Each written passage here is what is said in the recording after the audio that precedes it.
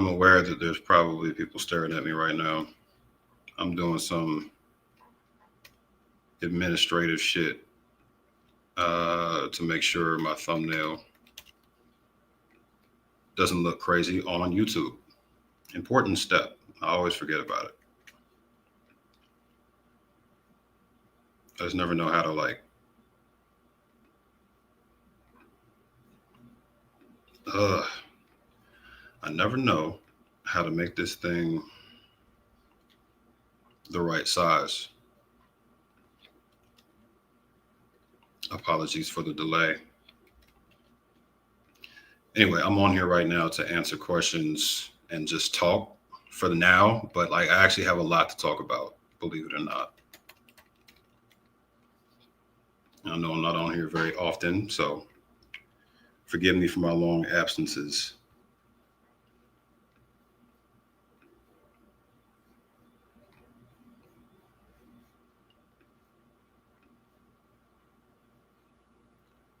Dude. Damn, a lot of comments. All right. What job? I work at a market agency. Well, I worked at a marketing agency until earlier today. I just started watching the new video. Appreciate you watching. I should be putting these on stage so y'all can actually see what I'm talking about. I'm still a rookie in the live streaming game because I never do this shit. Can y'all hear me okay?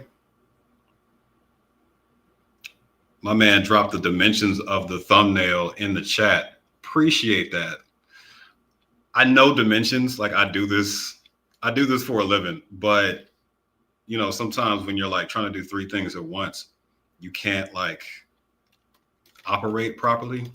I'm gonna get to y'all's comments in just a second. Because last time I went live, bro, this thumbnail had me looking goofy as hell. So I had to save this real quick to make sure I don't look stupid. Okay, I think I'm good. All right.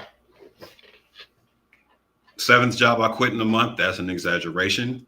I have quit 2 jobs since y'all have known me. This is the second one. I've had it for 6 months. And I just left because, anyway.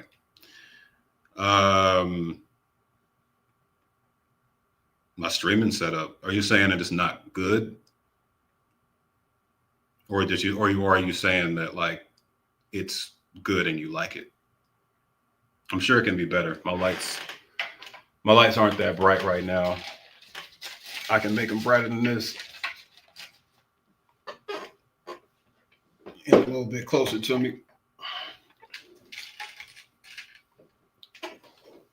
That's probably already a little bit better, right?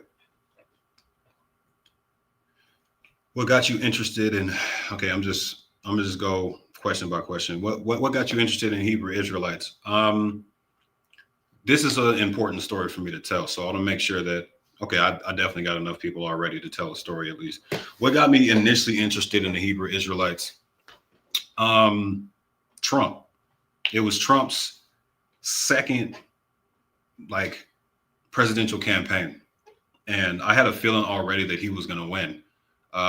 Partially because Biden was a walking skeleton, and secondary reason was because this is an inherently white supremacist country. So I knew it was a foregone conclusion to me. And any country that can elect somebody like him twice has a large conservatism problem. And conservatism takes a lot of shapes. One shape it takes is groups that act like they're not suppressing women and beating down underrepresented groups and paint a veneer of, you know, propping up the Black man and empowering our communities when really they just want to farm our community for people they can abuse. That, to me, is one of the roots of the large wave of conservatism that's risen up in our country among young men specifically. So that's a short answer to your question. Hey, I appreciate you too. I appreciate you watching. I appreciate y'all showing up here. This is fantastic. What's up, Jera Latrice? I've seen you before. I appreciate you commenting, and I appreciate you watching. Take your time. It's long. Yes, Sharon Baker. I've gotten a lot of criticism from the people I interviewed a few weeks ago. It's over a month ago at this point. They've been commenting on every video. They feel, I would say some of them feel betrayed in that they didn't quite foresee me doing a fact checking video that was that thorough and that against them. But it is what it is. At first, I felt a little bad because I don't like anybody feeling like I didn't, uphold some end of the bargain or whatever. But based on their response, based on them not letting me access women in their community to interview to get a full picture, because I told them I was going to make a follow up video. They knew that. They knew that was happening. And they still tripped out. So based on all that, I decided, you know what? I no longer feel bad. Y'all have said so many things that have made so many people that look just like you feel terrible. And you've spoken things into the air that actively victimize these people. And that's not forgivable to me. So I don't feel bad anymore. Who is that lying on the background? That's me. That's like an image of me as a background chilling on the couch. I hope you didn't think that was a real person. That would be a little weird. Sorry, I'm putting the question on after I answer it. See, I told you I'm a rookie, man. A bit on the quiet side. Let me fix that. Turn it up just a little bit. How's that? Does that sound better? Hopefully that's a little more clear. Still working out where exactly to put my shit. Somebody sleeping in your room. It's me. I clearly need to change my background because y'all tripping. Quitting again in this economy. So yeah, man. Look, it's not bravery. I am a little bit more bold as far as taking action on my dreams than your average person, probably. Bold is one way to look at it. Reckless is another way to look at it. But I'm gonna be, completely transparent with y'all. I could not take one more second of people who are either younger than me, less experienced than me, belittling me based on what they think I have the capacity to do, etc. I will no longer let these people tell me what to do. You may ask. I'm gonna leave it at that for now.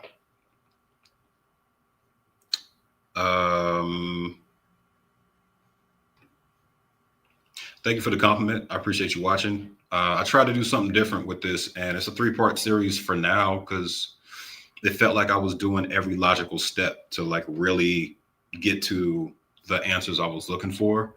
I don't know how to be more thorough than that. Y'all asked me specifically to speak to the IUIC instead. I'm not going to speak to their leadership. I did that. I know what they're going to say. It's not the same. It's like y'all, I think people who are asking me to do this are asking me to speak to their designated representatives. That's not journalism. I'm not here to just speak to the people who are trained to be professional mouthpieces for a movement. I'm here to get real answers from people who have lived it. A piece of that is the people who lead these organizations. The other piece of that is people who have been affected by these people and the rhetoric they're putting out into the air. Don't come at me for talking to people who y'all have directly impacted. That is bullshit. I'm not talking directly to you ad valorem tax. Obviously, I'm talking to them. How to get into marketing. So my whole corporate career has been in programmatic advertising since way, way back when. What is programmatic advertising? When you watch a YouTube video, that 15-second, 30-second video ad that comes on before the video or in the middle of it or at the end of it, and now they got mid-roll ads that show up during the video. I don't do the banners and shit, but all of that is programmatic advertising. And that's a big word to mean that machines are running the ads in the click of your fingers. And so everything you see these days on social media, I probably helped show it to you. So I'm sorry, but that's just how I paid the bills while I did creative stuff my whole life outside of work. I would go 9 to 5 working at ad agencies, 5 to 9, really 5 to 3 a.m. most of the time. I'd be cranking out music at first. I was a rapper for 10 years. For those who are new here, y'all don't know, but I have a whole channel that I haven't pushed people to yet where I archived all my music because I switched it from my main channel. So it doesn't have any views or anything like that. But people who have found it, they seem to enjoy it. I'll drop that in the chat. I'm probably way behind on comments by now, but I'm just trying to be thorough. But yeah, tips on how to get into marketing. I had an internship, and then I kind of just climbed the ladder from there by hustling, trying to diversify my skills. And I just got my way into my first ad agency job, which was not programmatic specifically. It was more wide. And then I specialized in programmatic later. So ad ops was the first job. I worked at the Atlanta Journal-Constitution newspaper in their advertising department. It's a long story. I've had a lot of jobs. Turned the bit rate down a bit. Said my frame rate is choppy. Well, it's 4K right now, so I should probably downgrade a little bit. Let me figure that out. Nobody sleep on the couch. All right.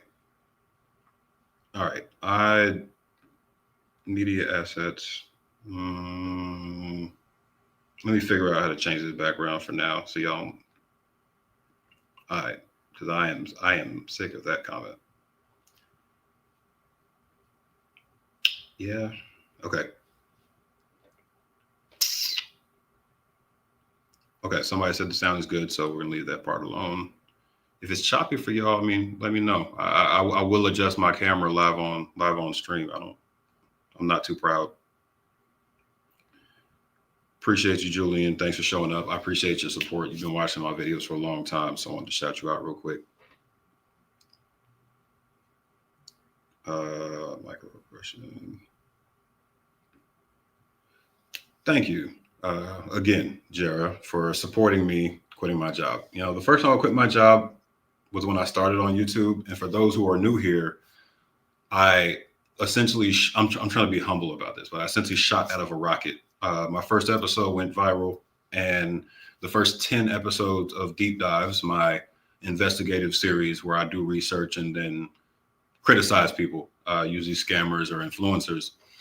First 10 episodes got like 2 million views all in. So fast start. And that seemed justified at the time. I had sponsors, I had a lot of views, et cetera, et cetera. I've settled into my second year now. I know what failure feels like. I know what crazy success feels like. And now I'm somewhere in the middle where I know what to do to engage people who are really here to see me and here to see things that are important. And I know it's going to flop by now. So I have a better feel for things.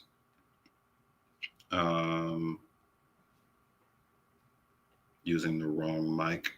Where are these comments coming from? What mic do y'all want me to use? Is it too close to me? Like, I mean, maybe I need a dynamic mic or a dynamic mic instead of a condenser. But if so, I'll get there, bro. Raining Wamban, greetings to you too. I appreciate you being here. Yeah, I'm putting all the support for me quitting my job on screen because I'm hyped. If I told y'all the quitting story, like y'all would not believe me. It was very abrupt.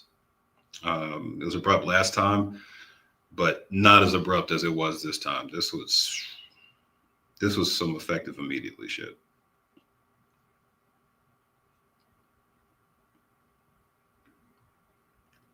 Thank you, Sharon. I've seen you a couple times too in the comments, more than a couple times. So I appreciate the love.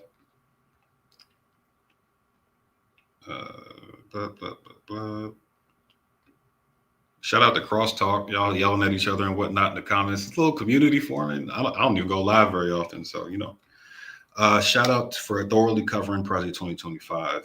I appreciate that y'all are learning from the stuff I make. Like, you know what I'm saying? Like I made a decision a while back, really around when Deep Dive started, that look, I'm going to do everything I can to make sure every video I make, nobody can stumble across it and be like, why the hell is he on YouTube?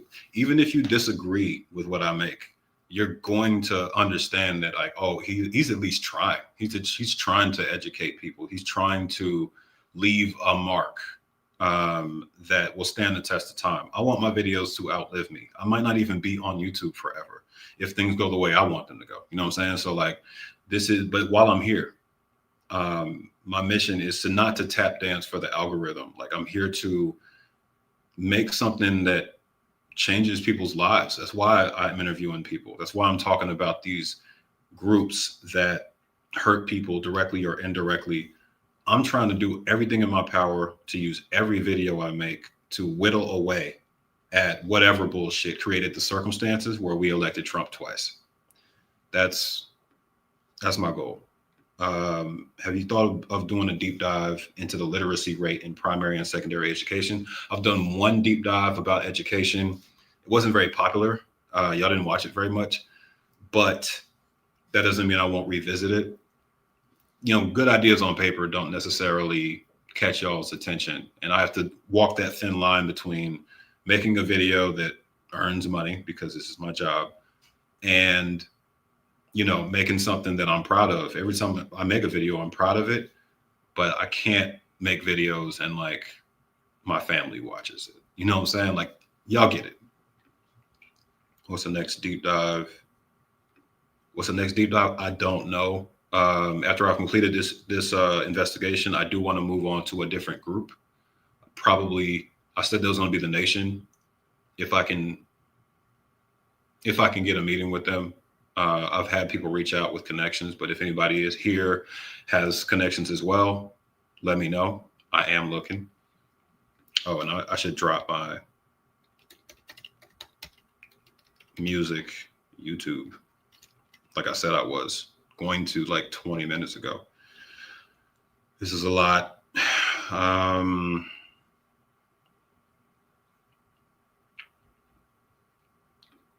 be honest, man. Again, shout out to Cam Cole Shimmy. You've been here for a long time too. I'm not into sports. I'm not. I used to be. I'm not gonna pretend. I'm not about to fake the funk for y'all. I don't watch sports at all. I watch sports highlights sometimes, but mostly basketball because that's what I played when I was younger. So I watched the NBA on and off, but mostly on YouTube, just catching the games after the fact. Letting go of my sports fandom was an important thing for me. It was kind of like letting go of social media, right? Because for those who don't know, which is probably a lot of people by now, I come from the world of arguing on social media all the time. Like for people in my comment section who think they can throw out a jab or throw an insult out at me and I'm about to melt. You don't understand who you're talking to. I spent years wasting all my time arguing on social media. So everything you're seeing is me taking all that fuckboy energy and wrapping it up, becoming more mature and folding it out in a way that I think benefits society, but also shuts y'all up. Because a lot of y'all are toxic. A lot of y'all are terrible people. And now I got the mic. That was a lot. That was a crazy tangent off of the Cincinnati Bengals. I'm sorry for leaving your comment on screen while I did that. Blah, blah, blah, blah, blah. Yeah, I'm way behind on these comments. I'm trying my best, I promise. Okay, everybody said it looks fine. I'm not worried about the picture anymore. Used car people, blah, blah. I bought a car from Carvana once. This comment asks if I'm going to do a segment on sketchy used car people, like Carvana, who give loans to people who they know can't pay. Loans I've talked about, right? My second ever deep dive was about predatory loans. And obviously there's more to talk about there and more to explore, but car title loans were part of that episode as well. So if you're new here, please go check that episode out. I'm very proud of it. What's up, J-Way Spills? It's good to see you, bro. I'm glad you're here. I remember Tulsa remote like it was yesterday. I was in Tulsa, again, for people who are new here. I started a business. I founded a business some years back around the pandemic with 3 other guys. And I got kicked out of my own company, long story short. But we moved to Tulsa because they were giving us the funding in this accelerator to then build our business. And we were successful, at least in the outset. We got over $1 million in funding to get the ball rolling. And long story short, one of my founders was an asshole and kind of conspired behind my back to get me kicked out of the company because I never stopped doing any of this creative work outside of work. And I was doing both well, but he didn't see it that way. So, a fellow unemployed person. Well, I'm employed, but I'm a contractor now. Oh, I hear y'all. Okay, just a second. No, no, it's coming from my mic. Okay. Uh, what else? What else? What else? What else? I'm about to tell y'all a story in a little bit, but yeah, I guess people, y'all deserve to hear it now. All right. So, how I quit my job. Well, let's go back to the first time I quit my job, right? Because they mirror each other. The first time I quit my job was at the outset. Sorry, my AC just came on. Let me turn this shit off. But at the outset of um, my YouTube journey, again, I was really successful, feeling myself, but also I was financially stable. I was in a place where it made sense for me to at least take some time off from working full-time jobs. It wasn't a reckless decision, but I essentially got into a situation where I was getting nitpicked by a supervisor. And it seems to be a common theme with me. I only have so much tolerance for people nitpicking my work when that work doesn't matter. In marketing agencies, nothing you do matters. I'm making money for people I will never meet. And all you talk about every week is week over week figures, month over month, year over year performance of ad campaigns. For what? Like you made more money this week than last week, or little less money this week than last week, and it's that infinity, like over and over and over again. It's unbearable. So that is what informs, the decision to leave a job like that. My last one paid more than this one.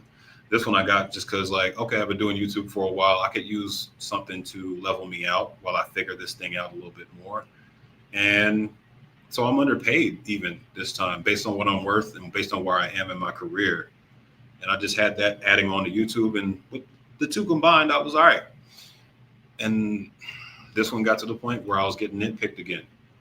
And I'm going to be fully transparent. Like, I'm not a great employee. I say great because I am a good employee, but I have never been great because I don't try to be great. I try to be good, get my work done, hit my targets, hit deadlines, not get fired. But what I will say in my defense is that I never deserve the third degree that I get at work. It's never as urgent or serious as they make it when they're talking to me. It's never this huge thing that they make it out to be. Again, remember, not important. Nothing we're doing is important. And so I get deadlines. I get how jobs work. I've had more of them than probably most of y'all who are around my age. But I also acknowledge that I have a gene that is very anti-work. And it's always been the case. Like I told y'all, I've been a creative outside of work for my whole life. So that nothing about that is new. I'm gonna chill out while this air turns off. I sound ridiculous right now.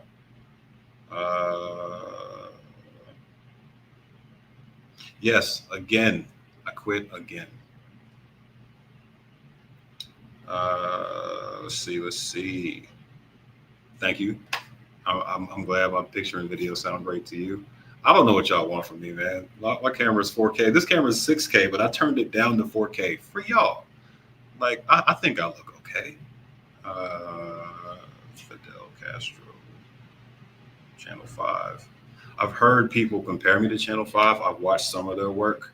I think there's some pretty key differences there, but um, I appreciate what they're doing, and I've seen some pretty dope stuff from that channel. So yeah, good stuff. Thank you. Like, thank you. That means a lot to me. I try my best. You know what I'm saying? I'm not formally trained in journalistic ethics, but I looked them up. Like, I downloaded the whole list of like New York Times journalistic ethics. And back when I had a couple researchers helping me out, um, I shared them with them. I was like, here's the rules. Here's how we do things. Here's what we don't do. Here's what we do when it comes to people we interview and people we talk to. All of that is crucial to me because even if I am talking about people who are trash and who I don't like, then, you know, we still need to have standards and how we treat people and how we respect people. And that extends to how you portray people in videos, right? Because I'm not cutting people's statements up to a mismatch of bullshit when I make a video. It's not like that. It's like make your entire point. I'm going to cut around it to make sure people keep watching you because most people when they talk, they bounce all over the place. Tangent, lose their point, lose track of their thoughts. So I'm going to edit it to make sure you stay on track, but I am going to make sure you communicate your entire point. For anybody who watched the first video with the Hebrew Israelites, say what you want. You cannot say that I distorted anything they had to say. They made their full points, and I gave them all the context they needed to be able to explain themselves. Then I went in after and fact checked all that shit. To me, that's the most thorough way I can approach this. If you don't want to get fact checked, stop saying shit out loud that people can't fact check afterwards. Heavy congratulations is getting put on the screen. Thank you, Siege Fire. I appreciate it.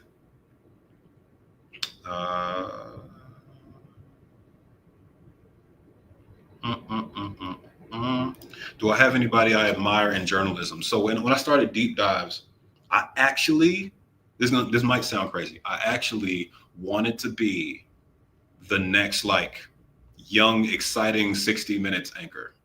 Y'all tell me what you think. I wanted to bring like I wanted to bring blackness and energy and humor. And this just I know that's not what 60 Minutes is. I get that. I watch the show a lot. But that's what I wanted to bring to the table.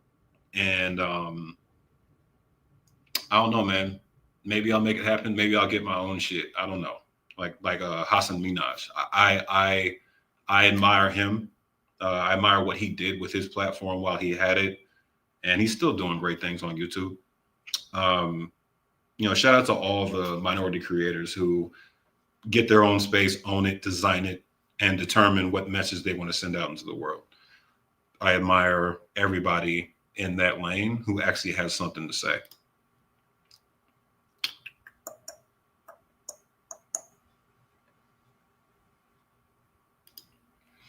Yeah, man, I'm not unaware that going up against the nation is dangerous. I don't take anything I do lightly. But the way I view it is that I have a choice to make. I can just do empty fun shit on YouTube all the time and just use it as a money button and be a clown.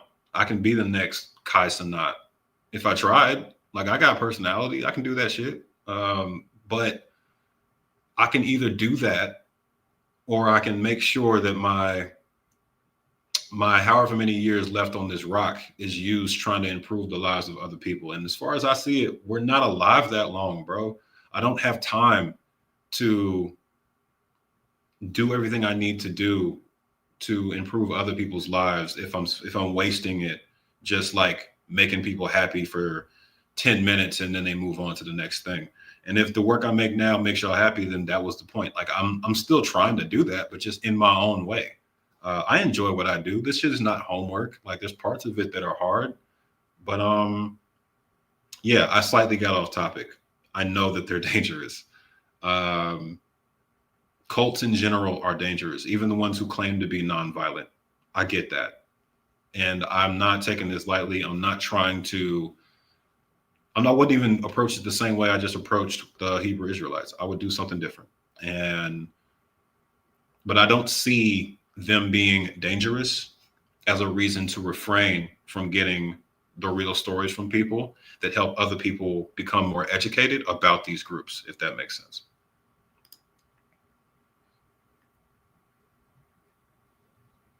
Mm-mm-mm-mm. Ken Suji, I appreciate it. Thank you. Um, my fact checking takes a long time. That's probably the hardest part of what I do, because I don't know if y'all ever like clicked on the links that I put in my videos, but I don't just throw a bunch of links in there in the cited sources document. Like I make a Word doc, I make it open so everybody can check it out. And I cite my sources. Like I put the details and who wrote the shit and when I retrieved it. And then I put the link so you can quickly navigate it. I don't take any of this lightly, and I back up everything I say to the best of my ability. So I appreciate you acknowledging that. That's a part that's behind the scenes that y'all do not see, and it takes so much of my time. Hey, remember, I'm still navigating how the back end of this live streaming shit works. Yes. On Jehovah's Witnesses, I might be looking into them. Haven't decided yet. I feel like everybody knows they're a cult. It's like me making a video about Candace Owens. We know she's a coon. Like I don't need to go. I don't need to like detail anymore. And other people have touched on it. Like it's. I don't like. I don't know if y'all have noticed, but I tend to go after things that other people haven't done. Like I'm trying to bring unique things to the platform. Sometimes that isn't even popular. And I don't care. I'm a creative. I'm a real creative. Sometimes I'm going to try some shit that doesn't even work, that people don't even like, that people just scroll past. But I care. And the handful of people who watched it, they get it. So I appreciate y'all. And yeah, shout out to Larry Legend, man. There's only so much time in the day, right? I can't watch other people live their dream while I'm trying to pursue mine. Like that logic makes no sense to me. And I spent so much of my life on social media. I spent so much of it watching sports. I'm not saying those are inherently terrible things to do or you're a loser if you do it. But if you have certain goals that are really time consuming, then you have to make a choice. I know I'm way behind on comments because they're just flooding in, but I really appreciate y'all being here. I appreciate y'all commenting. Drop them. I will not stop answering until I dehydrate. I got to get some water. So, somebody, okay. So, Peace DMV. I will address this. I think I saw this question before. Maybe you asked it twice. I don't know. Black Lives Matter. The leadership of that organization. I know this is probably being. I don't know if this is being asked in good faith. Usually, this question is asked by some racist people that are trying to take a jab at what they think we stand for as Black people because we're a monolith, right? But if this is being asked in good faith, I don't support the leadership of Black Lives Matter whatsoever. I support the sentiment. I think it was an organization that needed to exist when it existed, when it was created, and in the wake of the murders of Black men by the cops, like it was highly necessary. As for what the founders did with all the money that was funneled to them, I think I've seen at least some direct evidence that they were scammers. So you'll never see me blindly defending Black Lives Matter as an organization, but you will see me defending the sentiment and the phrase itself. Those are two separate things.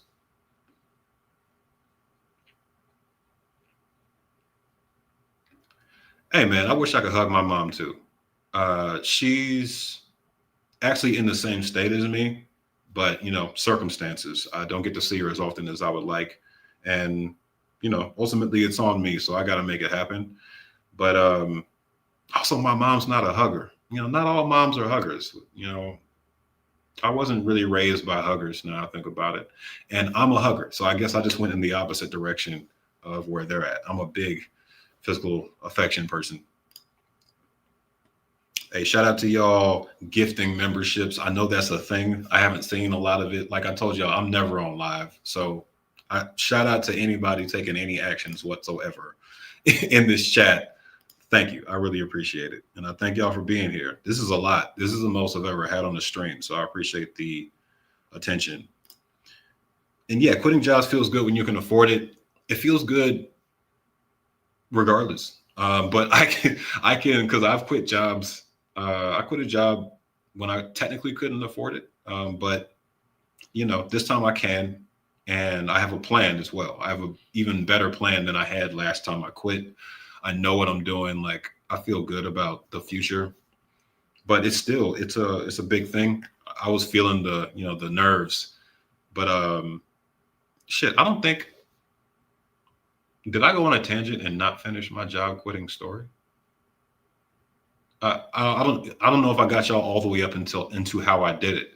So I had a meeting where I was getting nitpicked again because somebody snitched to my like direct supervisor.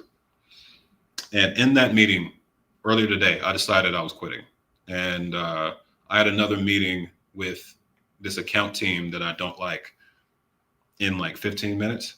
So I wrote up a resignation letter in 10 minutes off a template on Canva. Put my signature on it, uploaded like a picture of my signature that I have in my Dropbox for everything I need to sign, and sent that to the people team, the human resources team at my job. I didn't even send it to my direct manager. I didn't talk to anybody. I sent it to the people team and closed my laptop. By the time I opened my laptop an hour later, I was locked out of it. So that's how I quit my job. I quit it on the spot, effective immediately. Would I label myself? Let me see. I would label myself a leftist. I would label myself a leftist and a progressive. I think both of those defy the paradigm of being in the Democrat Party. So, I'm with both of those labels when they fit, right? It took me a while to come over to like the meaning of leftist and how that applies to my life. Obviously, I still exist within capitalism in a country that demands it, but I identify capitalism as the source of the majority of our problems. I would add evangelical Christianity to that, at least within America. Religion as a whole is a big part of that in America. I know I just lost some people on the stream probably for saying that, but um, yeah, that's my views in a nutshell. I'm not atheist per se, but I don't ascribe to any religion. Mm-mm-mm-mm. Okay, I'm like 13 minutes behind these comments. I'm just trying to scroll and not miss anybody. Uh, Thank you for the congratulations. Like I said, anytime I catch one, I'm gonna try to put it on screen and be thankful. I appreciate y'all. FBA. Oh. Shout out to the FBAs. Y'all have not left me alone since I barbecued y'all, and I respect it. Consistency. They're still my friends and they're still alive. Nothing happened to the researchers. They're fine. I don't have them stuffed in the closet somewhere. They're good. Life is life. One of them is a progressive activist, and the other one is just busy as hell. And I'm busy as hell too. We got busy. We started doing our own thing, communicating a little bit less. It happens, but they're still in my phone. We still got to chat. We talk, and we may re-engage at some point. But at the same time, what also happened is that I got more controversial, and I'm not saying that made them step back. I'm saying that made me need to separate a little bit and do my own thing, go get primary sources and interview them in person. Um, Make sure I'm not dragging anybody else into this circus that is my online life and not making them a target. No, no, no, no. Thanos had a point. I did not see this edit of Trump's speech that you're talking about. Let me search it up. I think I know how to put stuff on screen here. Little Cam, little Cam in the corner, Obviously, I can't watch. I can't do all this right now. I'm gonna get better at throwing stuff on screen randomly, but I'm behind on comments, so I will address this. I will address this on the next live. Ask the question again on the next live, and I'll address it. I'm just trying to keep it flowing for now, but I appreciate y'all. Um, what else? What else? What else? What else? Thank you for wishing me success. Success on yours as well. Thank you for appreciating my journalism. I think one thing I do want to be clear about is that I have fully owned the fact that I'm a journalist now and the responsibility that comes along with that. What I can't, what I can't, or I guess how I can differentiate myself as well further is that I started as a pundit. I'm still a pundit. My opinions are never going to leave my work. If that makes me a biased journalist, then so be it. I'm not here to just rattle off facts. I'm here to influence people in a direction that I see is positive. If you want me, I think the problem with the Hebrew Israelites was that I talked to them. I gave them all the space to express their opinions and express their views and their faiths and their beliefs. And they thought that was it. They thought that nothing else was going to happen. Um, but they clearly didn't watch my work beforehand. I don't know what to tell you. My whole platform is built on expressing my opinions that are backed with research. And if I'm wrong, I address it. And if I don't know things, I address it. But I'm very confident because I've looked it up and I've looked it up from multiple places. And in this case, I talked directly to them. So I don't have anything to be timid about. I don't have anybody else I need to talk to. Y'all suggested in the comments that I talked to IUIC, and I went and talked to them. And then I came back with the verdict that y'all are a cult. Like, I don't need to talk to more men who are less radical than y'all to come to the conclusion that a cult is a cult. I listed off what makes a cult a cult. And the person who was formerly in that community agreed that these aspects work for the organization she was in. And I fully acknowledge that there are Hebrew Israelites who may not tick off all those boxes. That's fine by me. That makes sense. But that doesn't change the fact that the umbrella is a cult. Like, just because you've tweaked a little bit in your smaller community within that umbrella cult, it doesn't change that fact. Like, what's the Scientology? Scientology is a cult. It doesn't matter if you have a local branch that doesn't practice the same as the other Scientologists. You probably shouldn't choose that name then, because the whole philosophy of your organization is cultish and not based in fact. And I've pointed that out in my prior video.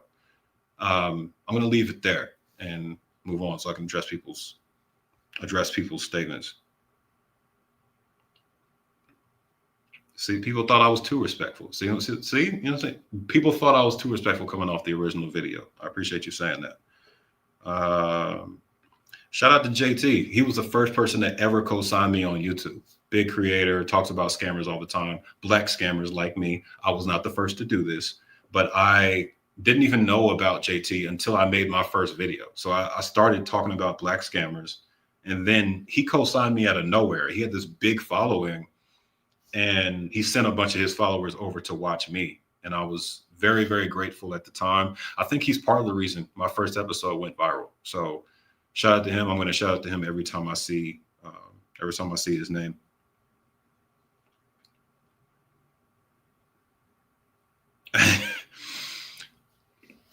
So about subtle rage, Irise, hopefully I'm pronouncing one version of that correctly.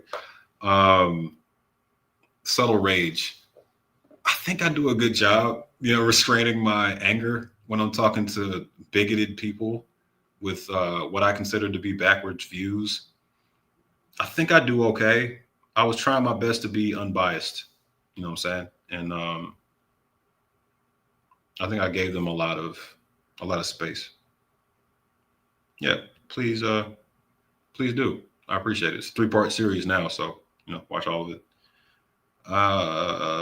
This, yes, yes, Mike. They are still calling me a tether every day. Let me tell y'all something about being internet famous.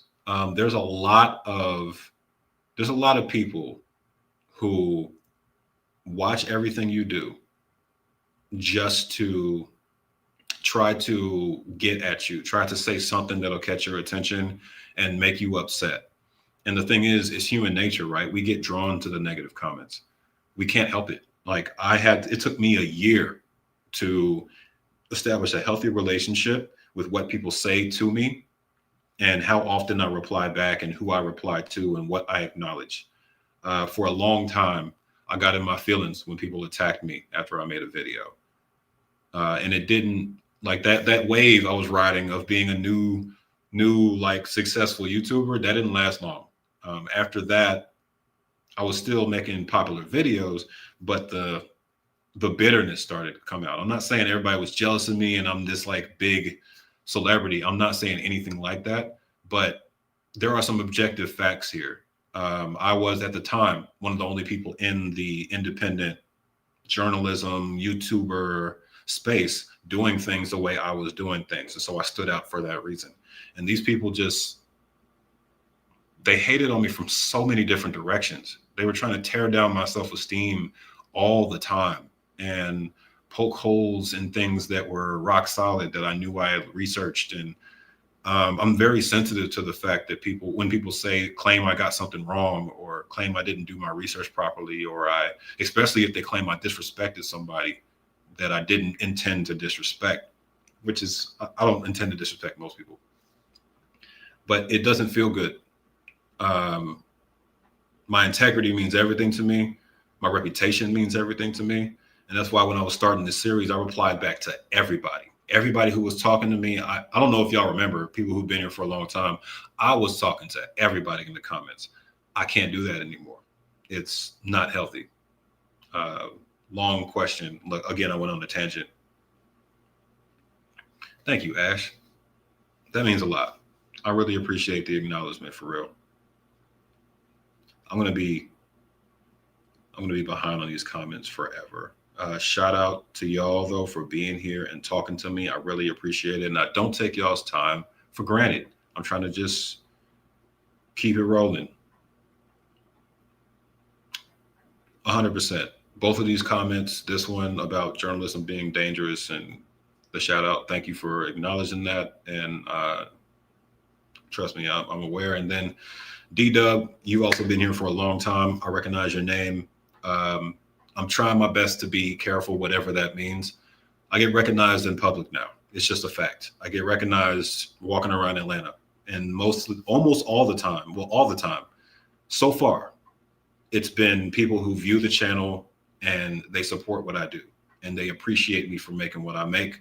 And I go out of my way to thank them for being a part of what we're building here. But I'm highly aware that that won't always be the case. And I'm trying my best to practice safe habits, not tell people my location when I'm still there, that, basic common sense shit. Technical stuff. I am a tech nerd. I appreciate you asking. So I use the Blackmagic Design Pocket Cinema Camera 6K Pro is a long name, mouthful. So the Pocket Cinema Camera 6K Pro, it's 6K. It shoots in 6K, and I had to take it down to 4K for this video, actually, because I can't stream higher than that, or it would be glitchy. I had a Ursa Mini Pro before, Ursa Mini Pro G2, big ass camera. Like, it was between 10 and 15 pounds. With everything attached to it, it was so heavy. Like, my arm got strong carrying that camera around all the time.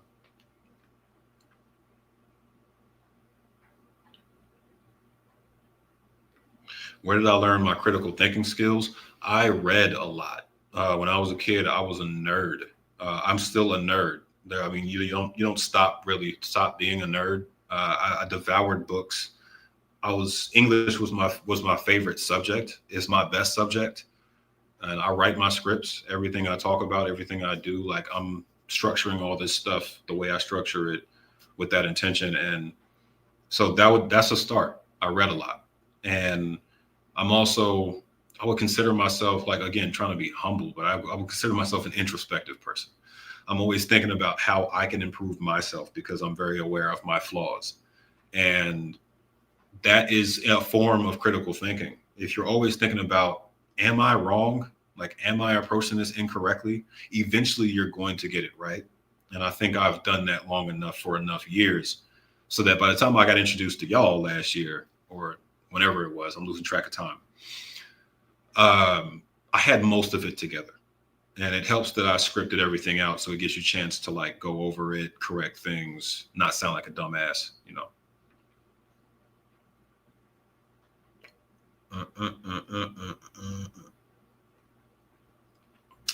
Yep. Shout out to the congrats and the warning. I appreciate it. I got enough saved to be okay for quite a while. I'm just, mental health is important. And, a lot of people are talking about it more now, but the anxiety I feel constantly when I have a mountain of work to do and I have people bothering me about deadlines, especially about work that does not matter. And like, I'm not going to look back when I'm old and wish I stayed at that marketing agency for 2 more weeks or stayed at that marketing agency for 2 months or 2 years. I'm not going to give a fuck. Like, so I think that's really what it comes down to. I'm not looking at the right now, even though I want to be safe and make wise decisions. I'm trying to live a life worth living. And there is no job that is worth me sacrificing my health, my nerves, and my anxiety. I hope that makes sense. And I hope I don't come across as being full of myself or overconfident. It's just, I bet on myself. I bet on myself multiple times in my life, and I will never stop doing it. And this is just one more time where I'm doing that.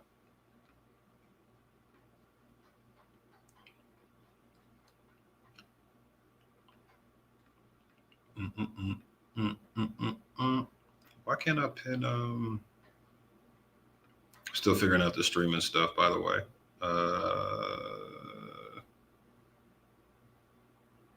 Shout out to Magnolia. See, I'm just learning stuff as I go. This is how it works. Yes. Whoa. Collab with FD anytime in the future. We live in the same city. You know what I'm saying? I don't know if you're new here, but I've collaborated with FD already. We made a video about the FBAs, which is why I'm still being called a tether to this day. You should check it out. Foreign Man in a Foreign Land is also in that video. That's obviously my biggest collab to date. I don't do it a lot, but when I do a collab, it's a big deal. I collaborated with Deja Sade as well on my episode about maternal mortality and the anti-abortion laws. That's a whole film. Like, that was my first time doing some like real documentarian shit. I'm very proud of it. It wasn't that popular in the algorithm, but that is a impressive ass video. I'm sorry. I got to pat myself on the back for that one. That video is incredible. So even if you have beef with the topic, check it out. Just on some movie shit. It did work. I did work. Yes. I'm recording this live, so I'm going to upload it in some form after the fact. That's why I'm putting y'all's comments on screen and swag. Excuse me. That's why I got them scrolling on the right as well, so y'all can see what people were saying.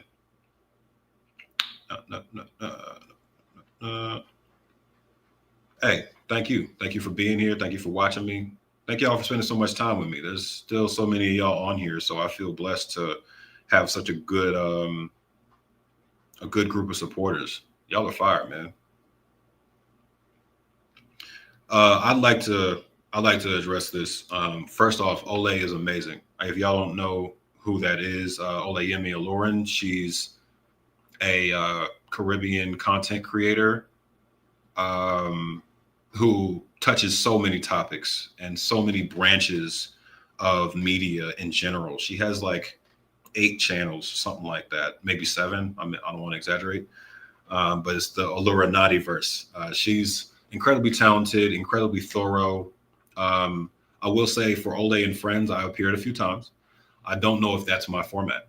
I think people talking over each other, some of the subjects being more pop culture-y, celebrity type stuff. Again, no knock to anybody talking about that type of stuff. I've identified for myself that it doesn't make sense anymore for me to partake in these kind of conversations. It doesn't mean I respect anybody any less. Again, Ole is a whole lawyer, and she talks about political stuff on a whole channel dedicated to it.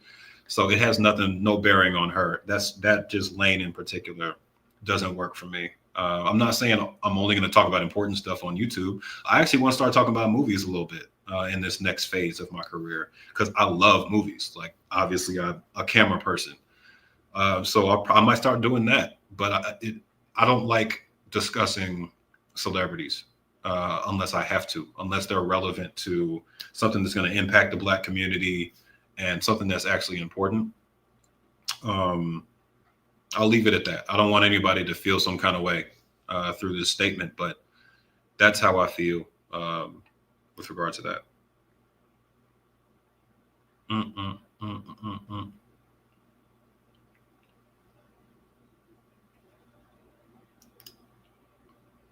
Shout out to Ken Suji again. Appreciate the support, and also, yeah, well, that's what I said about you know about sports. For those who are joining the chat a little later, earlier on, I was talking about watching sports, and I don't watch them because I don't have time. Um, I have to make this work. I care about it so much. I care about the mission so much, and I found a lane that allows me to engage people and educate people and potentially save some people. And I'm trying to do all three and balance that. I cannot do that part time. It is not a part time job. So this whole doing 2 jobs thing, it has to go because I'm not going to half ass my passion.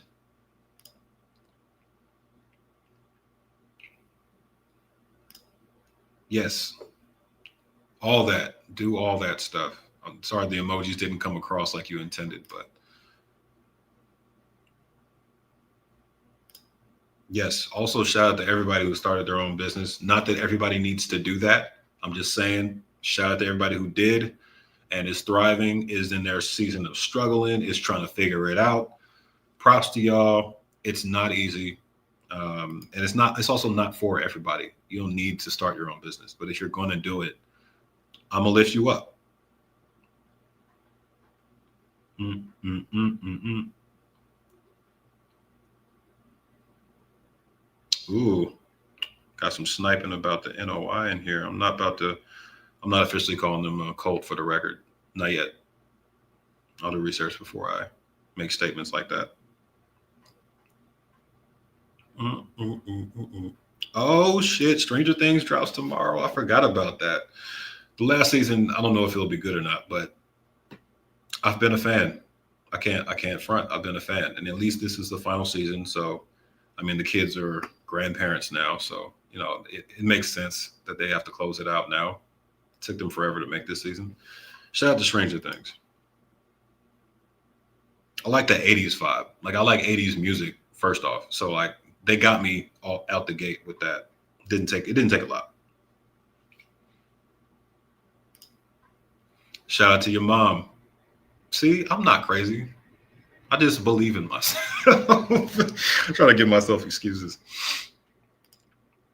Uh, hey, thank you for the review. I appreciate it.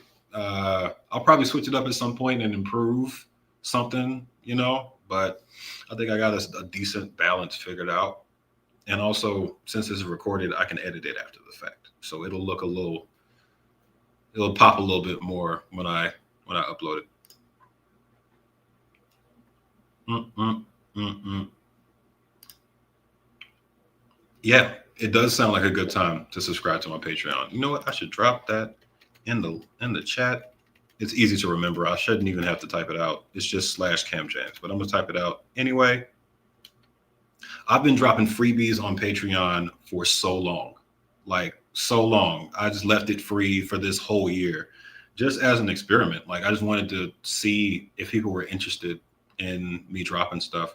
But now that I can go hard again on making content for it, it's most of the exclusive stuff has to be for patrons. So support me, please. I appreciate it. It's super affordable. I got like a $3 tier, so I appreciate it. I'm not on a watch list that I know of, but if you have some information on that, please let me know. Mm, mm, mm, mm. Mm, mm, mm, mm, mm. No comment. I'm gonna just leave that one on screen. Mm, mm, mm, mm, mm. Mm, mm, mm, mm, mm, mm. Yeah, man. Yeah, man. It happened. It happened. But as of today, it's no longer a thing. I'm gonna get to these. Shout out to everybody heading out. Hey, y'all don't feel any pressure to stick around. I'm literally here to answer questions and communicate with y'all right now. I don't have an agenda. I'm just talking. So as long as y'all keep commenting and leaving questions, then I'm gonna try to get to all of them. Thank you for the congratulations. Again, I said I'm gonna keep putting those on screen. What was the title for my old job? Were you trying to take it? Hey, best of luck. I'm not even gonna job block you, bro. Yeah, I was an associate manager. Um, I don't think it's probably wise for me to drop the company's name on here though. That feels like a bad idea. Um, Not that I want to work there again, but it feels a little tacky. I should probably cut my losses on that piece. But best of luck in finding it with the job title. Associate manager of programmatic, to be specific. Mm-mm-mm-mm. Also, yes, absolutely. Magnolia G. Excellent, excellent point. There is no unbiased journalism. Everything I do, when I did that first interview with the Hebrew Israelites, the reason I asked the questions I asked, the reason I composed myself the way I composed myself was I knew that anybody with half a brain watching this video was going to be able to tell which direction I lean in and where my opinions are. All you can do is try to appear as unbiased as possible and not actively antagonize your interview subjects. That is a strategy. Some people choose to do that, but I'm not one of them. Appreciate you, Left Side V. Much love. Sending support from New Zealand. Hey, every time I realize I have fans in other countries, which happened when I started, but like every time I get a reminder, it's like mind blowing. There are no words for that. You know what I'm saying? Like that's really cool. I've never even been to New Zealand. I have lived overseas, but never been to New Zealand. Never been anywhere near.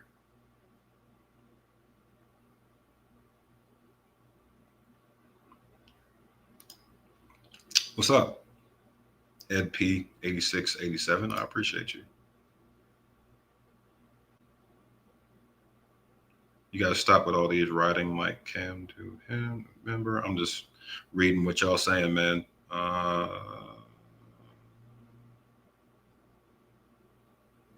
mm, mm, mm, mm, mm. Yes, I quit my job today. Earlier today, I quit my job, effective immediately. Mm, mm, mm, mm. Lorenz Dominique, I've seen you a lot in a lot of videos and a lot of comment sections, and I appreciate the support. I always have, and you always have some uplifting things to say. So thank you for supporting the channel. It means a lot.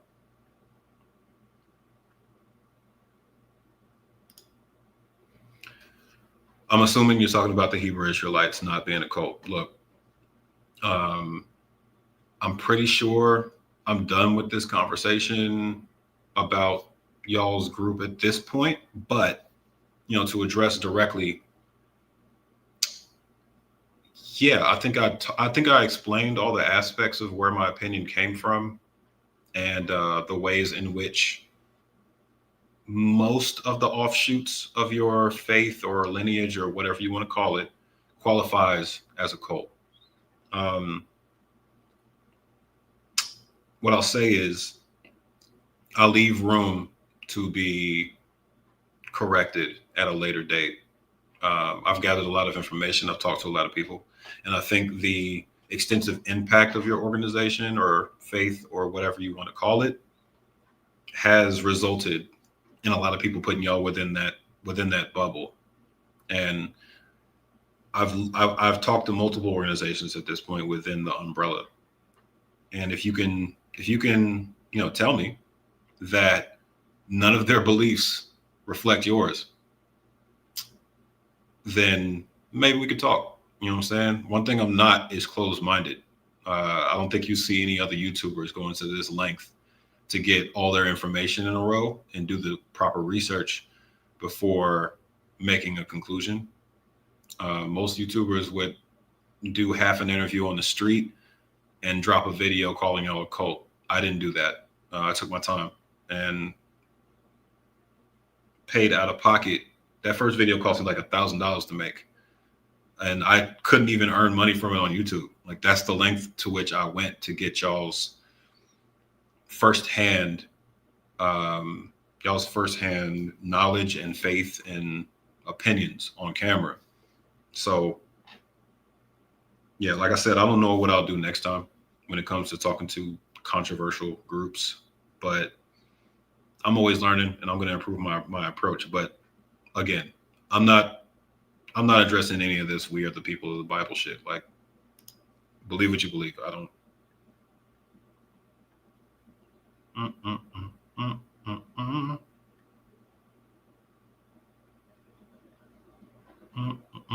Still reading y'all's comments.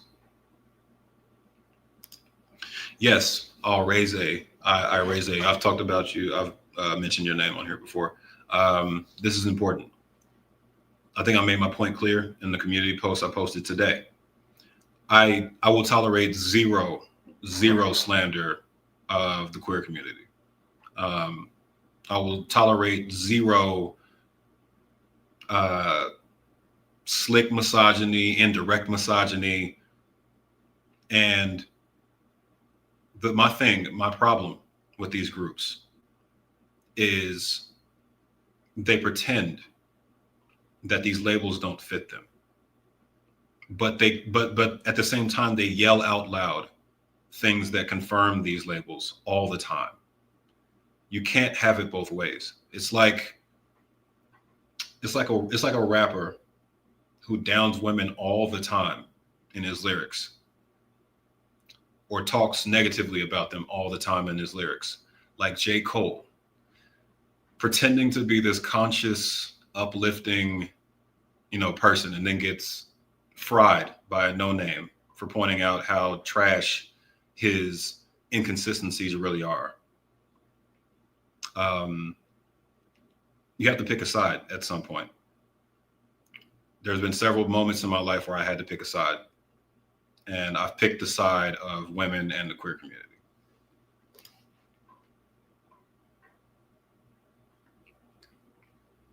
All right, more comments. I would love to work with Deja again. She was awesome. We have so much in common. She's a great skater. Our convo was so dope, even behind the scenes stuff y'all didn't see. Like, great time. She's incredible. Watch her Penny for Your Thoughts series. It's really, really good. She talked about the midterms very recently. I watched that video and it was top notch. So please support her as much as you can.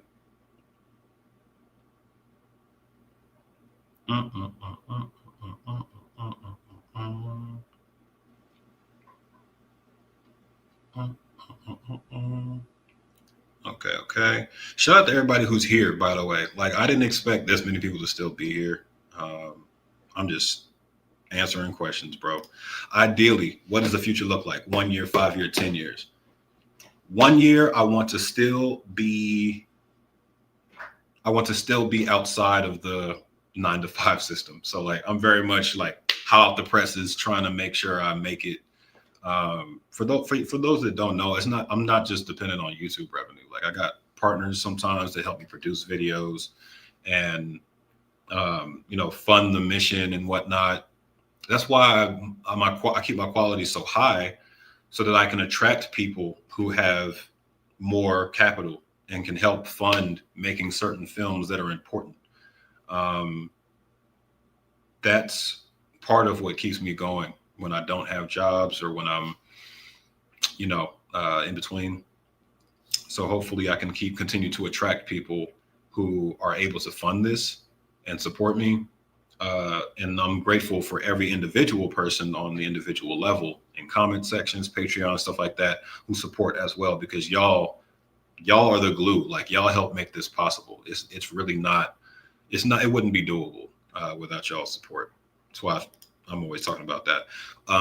I didn't address 5 years and 10 years. 5 years. In 5 years, I'll be 40 years old. So for those who are new here, I keep saying that I probably don't look 35. Hopefully y'all all agree. But I'll be 40 in 5 years, and that's big, man. That's a North Star I've been looking to for a long time. As like, how do I want to show up at 40? It doesn't have to be old unless you make it old. You know what I'm saying? But I still want to have this spirit. I still want to be fighting the good fight. I don't know if I'll be on this platform or not. I might be making documentaries at that point. That might still be my North Star, my goal for 5 years from now. 10 years, I can't call it. I don't want to call it, honestly. I want all the great things for myself and within reason, and but I want to continue to chase this mission and keep elevating. And so I think I need to leave 10 years open. I don't even want to put nothing on it.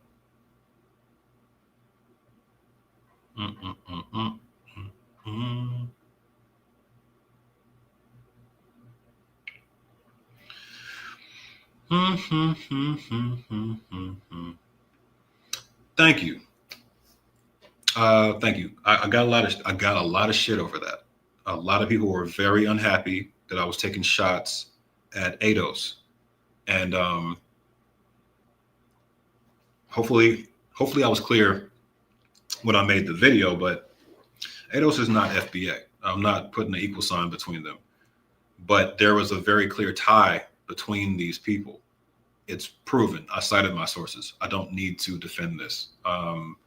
And for people who are part of this organization, part of this group, same thing with FBAs, man. Y'all got to look at who y'all are following, because your entire name, your entire structure, and even your incorporation has these people's names all over it. Whether you want them to be your leader or not, they are. Like, they made it, they invented it. So if you don't want to be a clown, don't sign up for the circus. I don't know how else to put this. I'm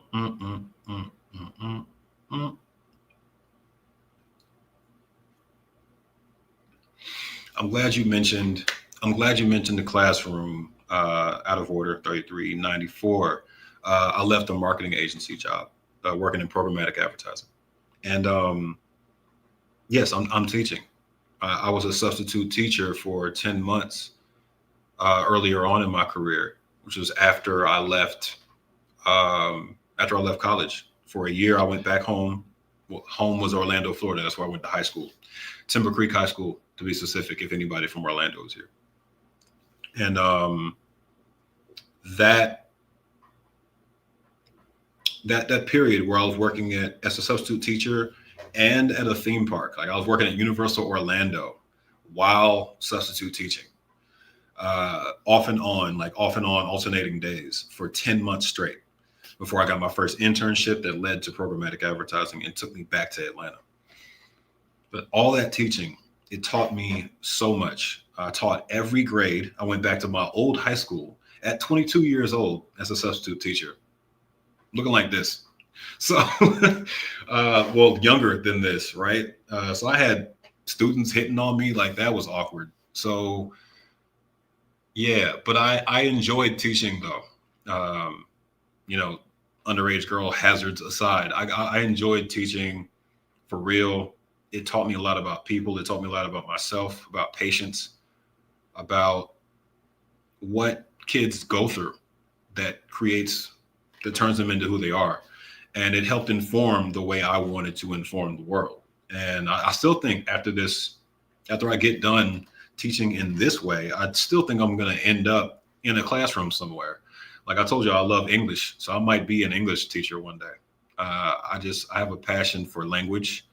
When I was in AP English and AP English language in high school, I loved writing essays, like those like AP test essays, all the practice essays, and I got fives on them all the time, which is like the highest grade on SAT style English essays. I got a five every single time, and I was one of the only black kids in my AP classes, and it was far and away my best subject. I got a perfect grade on the reading SAT coming out of high school, which my dad is still proud of. I don't tell people that anymore, but we happen to be on the topic. And I just really like English. I have a passion for it, but I knew I wasn't going to make any money. So I stumbled through college. I just got a business degree in marketing. Funny enough, I ended up using it. I'm in advertising now. So one of the rare people that actually use their degree. But anyway, I'm talking too long. Put you on screen. Appreciate the donation. Thank you for the support. And I'm glad people appreciate it, because I know from watching my peers that I don't have to do all this work. Like I could just hop in front of the camera and talk shit, and I'm sure it would work out eventually. But I feel a responsibility to not just say shit. Like there's so many people with microphones that don't need to have microphones, and they're just blasting falsehoods out into the ether all day long. And like I said, going back to a country that elects Trump twice is stupid. You have to be stupid to do that two times. To do that one time, you have to be stupid. We have a tragically undereducated country. And part of it is because everybody with a microphone on social media is contributing to the problem. Yeah, I'll stop ranting and move on. Yes, I'm going to put this live stream up. Once it's done, I'll probably edit it. I don't know. Maybe keep it the same. I don't know. But I'm recording it while we talk.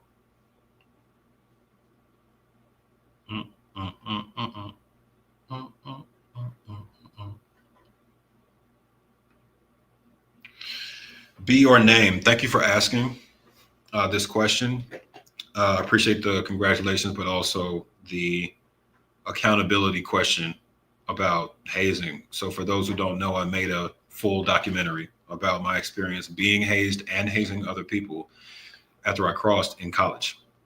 I pledged Alpha Phi Alpha Fraternity Incorporated back in 2009, fall 2009 to be specific. All that information is in the video. None of this is a revelation. But to answer your question, what does accountability look like? For the trauma I endured, things like my video are accountability. It's at 500,000 views now. They can't ignore it. The national organization can't ignore it. They've seen it. Everybody in my chapter's seen it, and I'm probably never going to be able to go to homecoming again, but I'm fine with that. I'm 35 years old. But everybody I know, everybody in my community has seen it by now. And to me, that's step one, awareness, letting people know what happens in these organizations, even if it's, over a decade later after it happened to me, is necessary. Like, because there's people who commented on that original video who are not going to pledge now. They told me. And there's people who are family members of the people who died pledging, and who I was talking about in the video, who commented and thanked me for making it. So I know what I did was the right thing, regardless of what happens to me. So that's the trauma I endured and the trauma I helped create. I've tried to take action on that behind the scenes. I've talked to people directly. The sentiment I've gotten back is that most people they didn't want my apology. You know what I'm saying? They weren't looking for it. They didn't think I needed to apologize. but I feel how I feel. I think what I did was wrong. I think there's no excuse for it, just like there's no excuse for the homophobia that we exhibited as members of that organization. How we kept people out of the chapter due to being effeminate or being known to be homosexual or bisexual or whatever.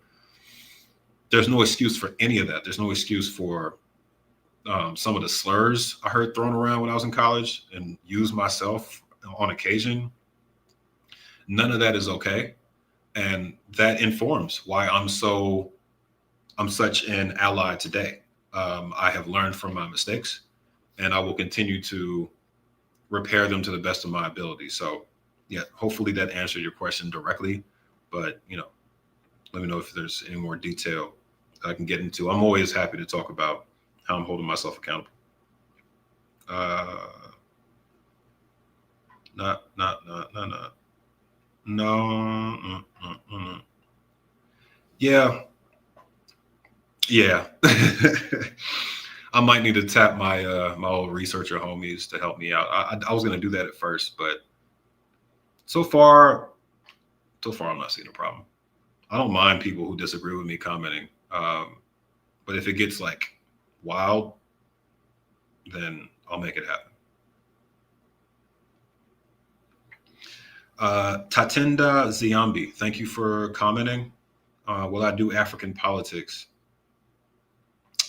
I tend to talk about things that are at least tangential to things I know about. Like I like to know what I'm talking about. I think African politics are a little far from me right now. I've literally never been to Africa. It's on my bucket list. Obviously, I just started traveling more as an adult. I traveled a lot as a kid because I'm an Air Force brat, but as an adult, I haven't done it. I never had the money. I was too focused on being a musician and then being a videographer, and that's where all my money went, buying all this shit.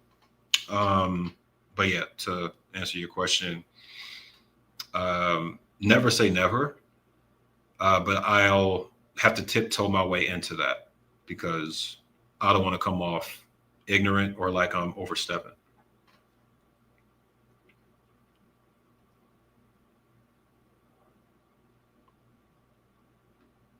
Shout out to Genetically Modified Skeptic. He actually shouted me out to somebody else who reached out about collaborating one time. So thank you. Yeah, I got some notable creators that follow me. Let's see. Where am I at time wise? It's 8:11, and I'm answering comments that were left like 15 minutes ago. I'm gonna keep rolling.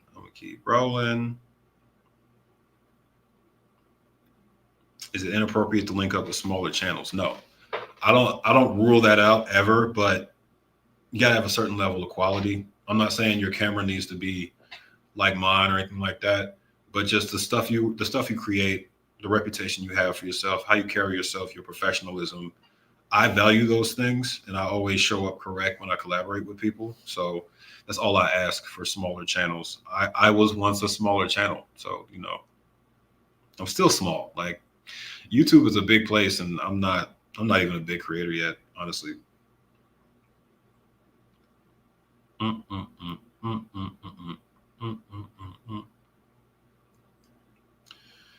Ooh, movie questions. DMV fan 1232. Thank you. Thank you for asking this question. One Battle After Another was weird. That movie was strange as hell. It was all over the place. It was sloppy, but it was also really enjoyable from just a fan of like film stock and like how they use cameras. I watched all the BTS stuff. Like that was a beautiful film. It was beautifully acted, and it made me feel things. And I think sometimes a sloppy plot, weird character decisions, all that stuff can fall by the wayside if it makes me feel something. That's why I go to the theater. That's why I went to the theater to see that movie. It made me feel things.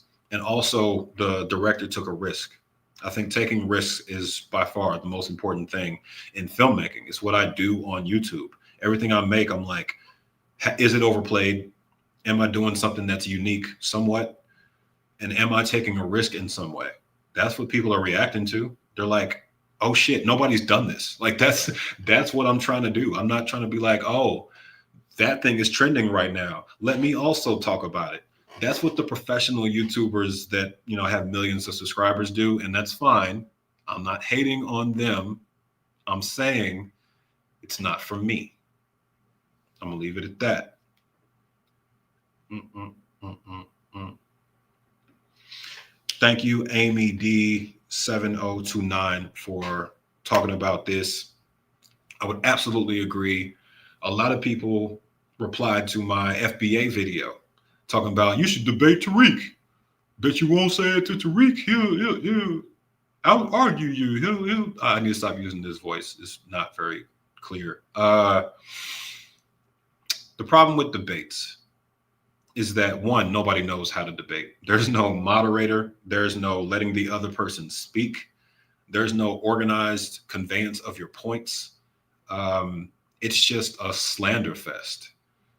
And that's what y'all want to see because you want to be entertained. You don't actually want the truth. You don't actually want people to listen to what someone says, go fact check it, and then come back with an organized argument about why they think that person is incorrect. That takes too much time. It takes too much work, and you can't watch it while eating popcorn. But that's just how I do things. I'm not about to get on the mic and just yell at another man. I refuse. I can't out yell Tariq. I've watched him when I was making that video a lot, unfortunately, and I can't do it. That man is a professional yeller. He is a professional speak. He's professional at speaking over women. He's a professional at speaking over men, at letting people call into his show, so he has all the control over when to cut them off or not. Yelling some nonsense and going off a tangent and going into personal insults when he can't make a point or when he feels like he's been bested. That's the debate that y'all want to see. That's not a debate. That's children throwing sand at each other. And it's not what I'm here for.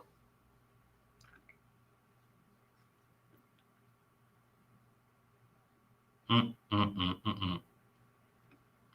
hope you're doing well too. I just quit my job, so I'm doing fantastic. I actually feel good every time I quit my job. So today is a great day. I'm gonna stream more too.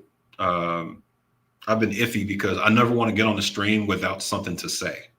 Like I want to be organized and have a presentation and like check out this video and blah blah blah blah blah. But fuck it, man. I got a lot of shit to say. I have a lot of thoughts. And if anything, I'll just come on after I put a video out that half of the viewers hate me for and talk about that. So that should work.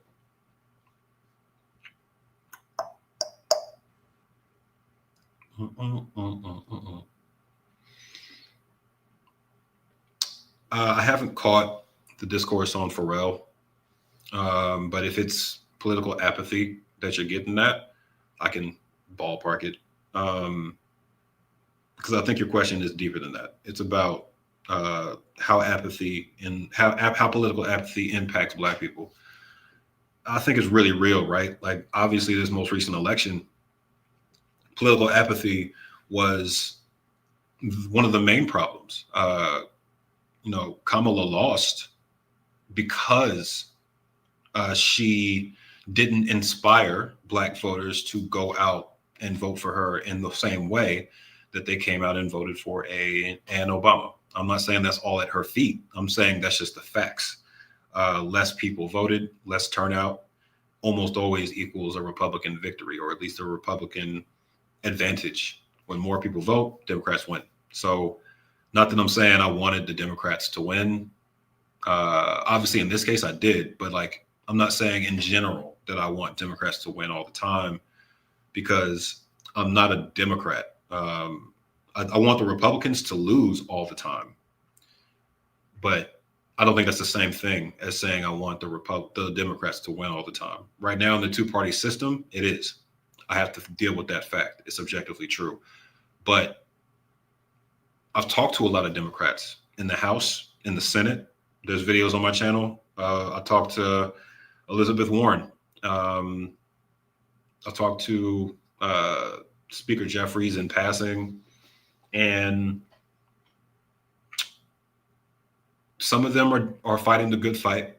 I've had interviews with people who are fighting the good fight, that are putting work in, and so I don't agree with the fact that all of them are the same. I have proof that that's not the case.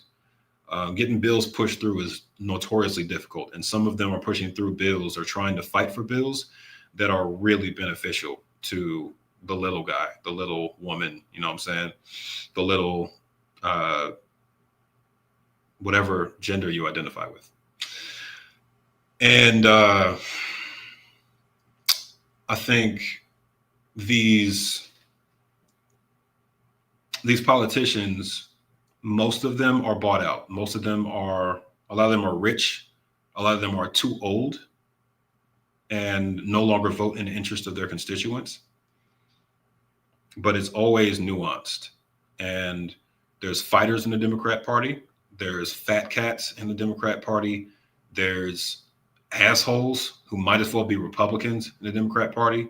And at this point, the reason I'm not dissecting Republicans like that is because Republicans as a whole have sold themselves out to the far right. And they're not worth acknowledging, honestly, in my opinion, until they get their shit together. And even then, so that's enough for me being political. But I think being apathetic has real, tangible impacts on our community and our people. And we're in dangerous territory if we don't care. Politics affects every single thing about your life. So even if you say that you want to stay out of it, it's not about to stay out of you. Pun intended. That sounded gross, but it's just real. Politics is everything. Crashing Phantom 9632. Yes, 100%. It is okay to use my content for classes, lesson plans. I've heard people do that already. I've heard people play it for their students, and I'm deeply honored. That's the highest possible honor I can ever receive. And even if you had to download it, like to avoid the ads, do what you need to do. I'm not here to just, vacuum up money and make myself famous. I'm legitimately trying to make a difference. So I still have some of the MP4s hanging around from when I put these out. Usually I delete them eventually because storage space. But for a recent episode that I just dropped, I'll still have the MP4 hanging around.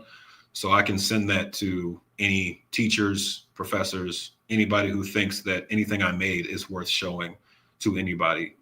Even if it's just a clip of what I made, let me know, man. That's what I'm here to do. I am literally here to serve while trying to make a living. It's a thin line.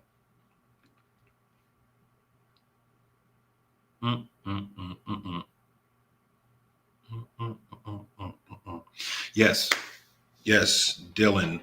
I do think, that's valid.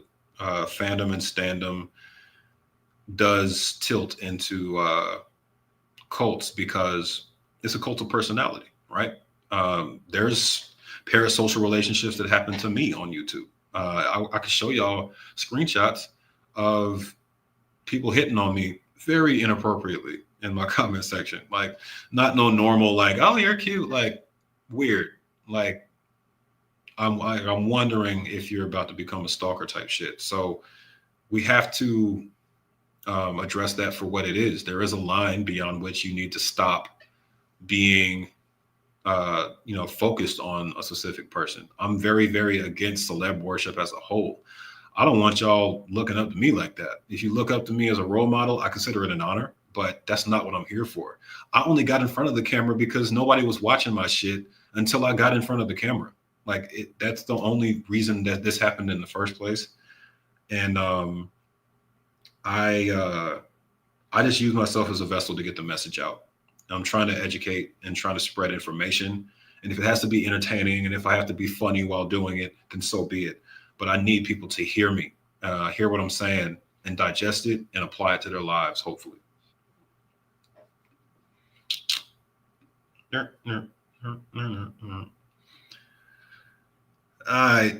right. Working through these questions still. I appreciate y'all still hanging out. This is still a lot of people.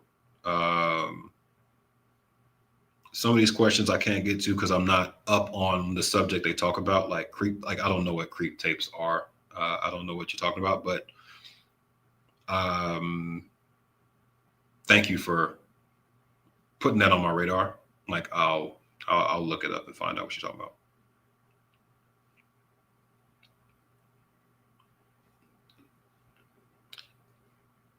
An audio question. Thanks again, Dylan. Clean audio. So I have the same mic I use to make music right here. It's an AKG C414, and the audio I use for videos comes out of my Rode Wireless Go, which y'all see all the time. But just for the sake of this video, let me get that. Looks like this. It's like that. And this is for blocking the wind, little fuzzy thing on top. It's a dope system. There's like 2 mics that come with it. And all I did for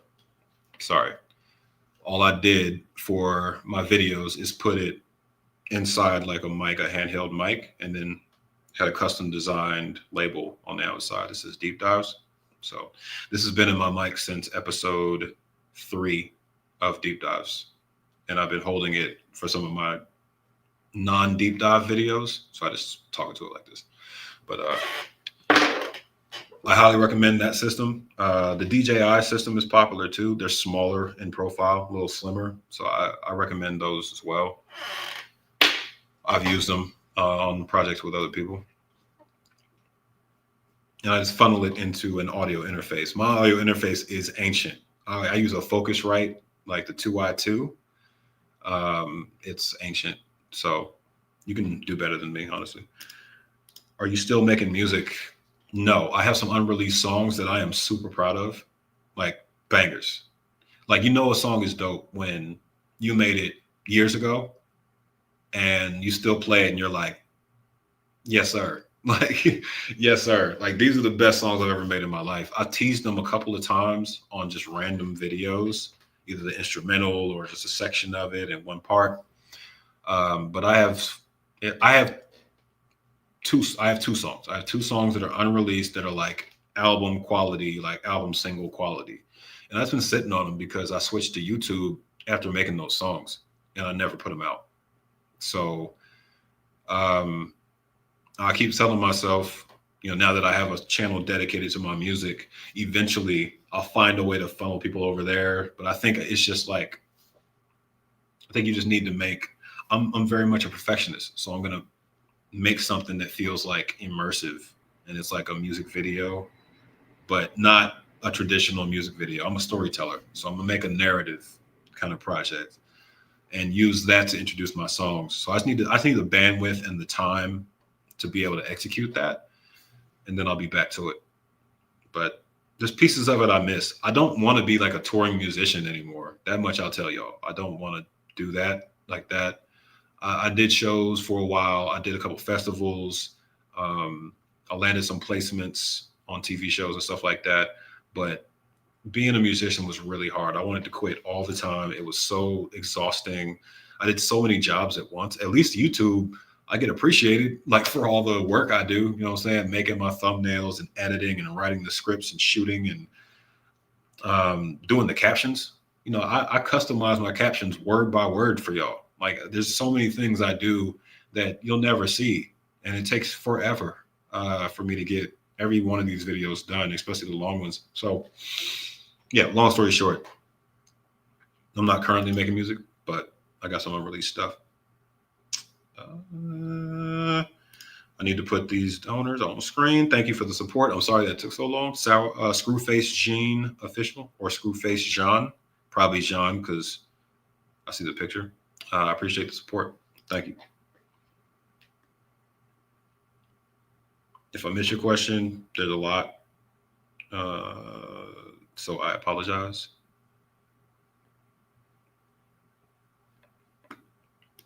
Hey, shout out to you for rolling up. Love. I'm so far behind comments. I am so sorry. There's just so many questions. This is probably because I never stream. A small team. Yeah, my team is me. Thank you for the compliment. a practice I've created that helps me finish. It's called not sleeping. Yeah. Uh, I pull all nighters every now and then, which is extremely unhealthy, and I don't recommend it. Don't ever do that shit. But routinely I'm up till 2 a.m., 2:30, 3 a.m. Because once I start something, especially once I get into the final stretch, it just lives in my mind until I finish it. It bothers me. It eats at me. So that's what I do. I have no recommendations because I don't recommend anybody work like me.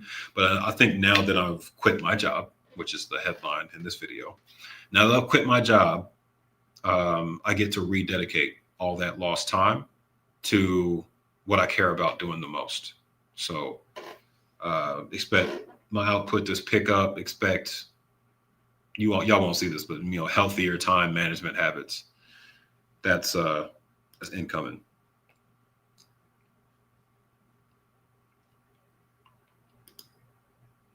Thoughts on the D9? That's the Divine Nine fraternities and sororities. For those who don't know, after a year or so coming in contact with more cult-like stuff, Fat Bear in River 22, great name.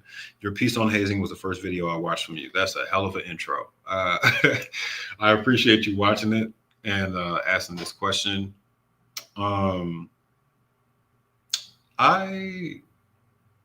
haven't been in contact with younger members of the D9 in a long time, so I hesitate to speak on what it's like now, right?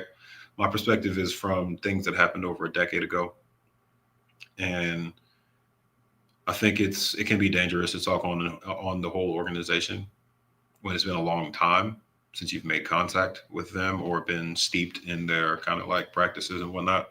But these frats don't change that much. Like I'm not, I can't be that far off.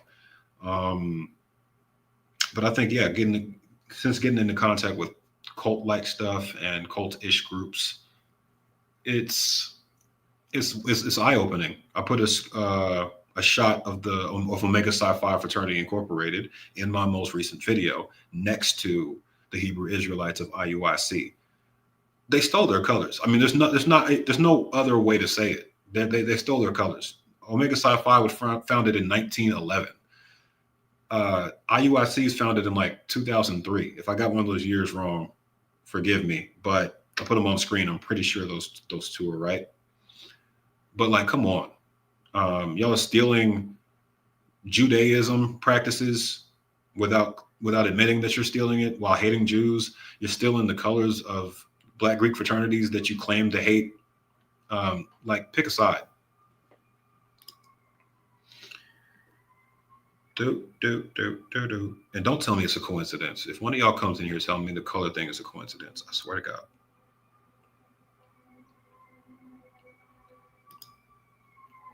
How was Costa Rica? That's a nice switch up. Costa Rica was amazing. For those who don't know, I went to Costa Rica a couple months ago now. It was a scouting trip because my girlfriend and I were considering moving there. Who knows if that'll work out? We don't know. But the trip itself, fantastic. Top notch, incredible, would recommend.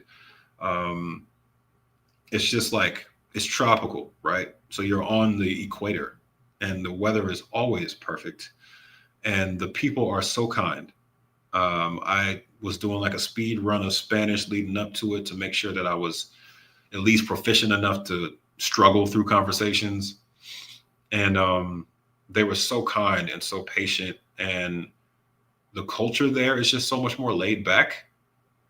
Obviously, there's reasons for that. But like, they ain't got no cops. Like, we saw two cop trucks the whole time I was there for 10 days. Like, there's nobody patrolling and pulling you over. And for people who don't think about stuff like that, you must not be Black. But it's just, you don't realize that you're carrying this weight on your shoulders until you're able to let it off for a while. And that trip allowed me to like breathe, you know what I'm saying, and experience something that I never experienced before. So I have no doubt that I'll end up somewhere that isn't America eventually. But it's no longer just me that I have in consideration, right? So there's that.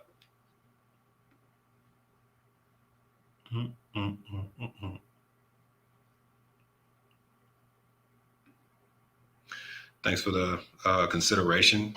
I appreciate anytime y'all suggest me, suggest professionals, experts to me. I appreciate that. Obviously, I have my own methodology and I pursue leads when I feel like it, at my own discretion. But obviously, I'll be more aggressive with pursuing leads and lining things up now that I have my time back. But thank you. I mix what I like, Jared Bald. My dog, I cited you in a video about ADOS and FBA. I don't know if you watched it. You should watch it. I don't know if you're still here, but thank you for the comment. I know I'm way behind on comments. Mm, mm, mm, mm, mm. Mm, mm, mm, mm, mm. Y'all talking to each other. This is beautiful. I love it. Do you hate money? I think I do. This is an interesting question, Ben Luke. I hate I hate what money has done um, to all of us. Like I don't think we're here to struggle like this and just forever have to scrounge and fight and claw to stay alive and to have a comfortable life. Things aren't supposed to be this way. Uh, one man's opinion, but that's what pushed me into being a leftist. Like I can't get with this capitalism shit, bro. I can't work for my entire life just to enjoy my life when I can barely use my body anymore. Um, and I know you don't have to be out of shape just because you're older. I get that. I'm saying I don't currently exercise that much because I'm working all the goddamn time. So it'll be the case for me, you know what I'm saying? But I just, I'm tired, bro. I'm tired. This is the only thing I do that doesn't make me tired. So this is my passion and I'm pursuing it and I'm glad I'm pursuing it, but it's uh it's exhausting.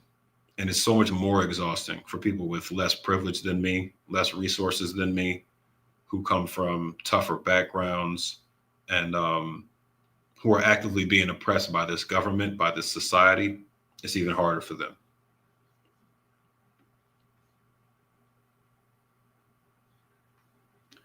Gonna drop that without comment.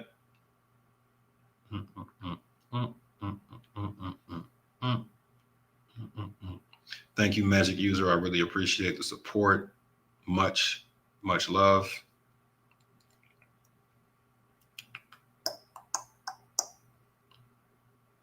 Yeah, I'm so far behind on comments. You know what I'm gonna do? I'm gonna scroll.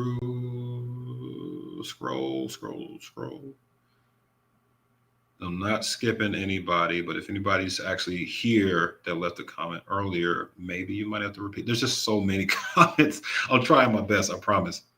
Let me switch up the banners. New message. Back to the comments. Okay. Blah, blah, blah, blah, blah. Hey, somebody else that graduated from my high school. Shout out to you. What? That's crazy. Mm, mm, mm, mm, mm. Four of your cousins went to that high school. Word. Hey, you got this. You got this. I'm here to encourage anybody who has a dream to pursue it. Um, you don't need me condescending to you. You know what you're doing. Just, you know, make sure you have something to support you while you're chasing this. Nobody can predict the algorithm. And, but more importantly than even the algorithm, make sure you have something to say and make sure you're on that what you make videos about keeps you up at night and makes you want to run to your computer and start typing out a script or run to your camera and just start shooting stuff. That kind of energy, it comes across through the screen. People can tell if you're faking it or not. Unfortunately, people who are faking it get really popular, but it depends on what your goals are, man. Like, I'm not here just to be popular. That ship sailed a long time ago. Yes, everybody who asks, I will let you. Y'all can definitely watch all of this later. I'll put it up on my streams channel. I have a channel dedicated to streams that I'm posting all these on after I stream. Mm, mm, mm, mm, mm. Reading recommendations. I'm glad you asked. I have a book. I have more than one book.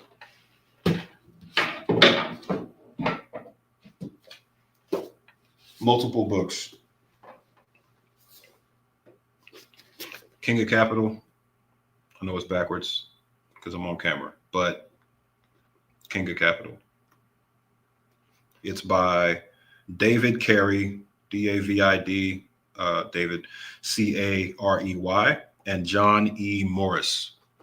Go get King of Capital. It's incredible. It's about um, Blackstone. It's about how Blackstone became Blackstone. I find it extremely interesting. The rise of American monopolies and what they do to the economy and what they do to all of us.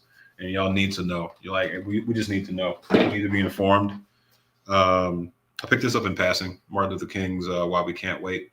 Of course, this book is like designed since his death, obviously, but these are like letters and writings from MLK that are more little known because I don't know if y'all know or not, but people who celebrate the holiday most of the time they're not aware of the real reason that man got shot. Like he was not this like beacon of pacifism his whole life. He was very anti-capitalist towards the end.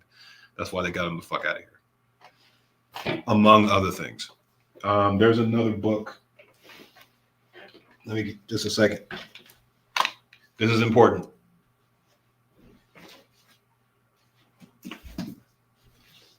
All right. See, I got up just for this one. Black as Fuck History by Michael Harriot. AF is actually, but Black AF History. And if y'all can see, I'm about to change the focal length. Just a second. Yeah. There's pictures on the front, and it points to like some of the founding fathers, and it's like calls them trafficker and like murderer and thief and incompetent and things like that. But it's basically like a rundown of everything that we get, every way we've been lied to in American history. But it's funny, and it's history. So it woke me up to so many things. I'm probably gonna do a series based on this book and all the things I learned from it, and just make it interesting. And honestly, I might reach out to the author and just get him involved because you never know. Every time I shoot my shot, people respond. So I'm just gonna keep doing that. All right. Those are the books.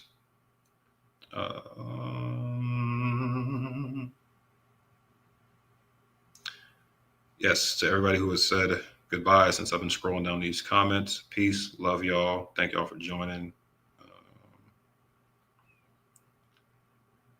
All right. Still scrolling. So many questions.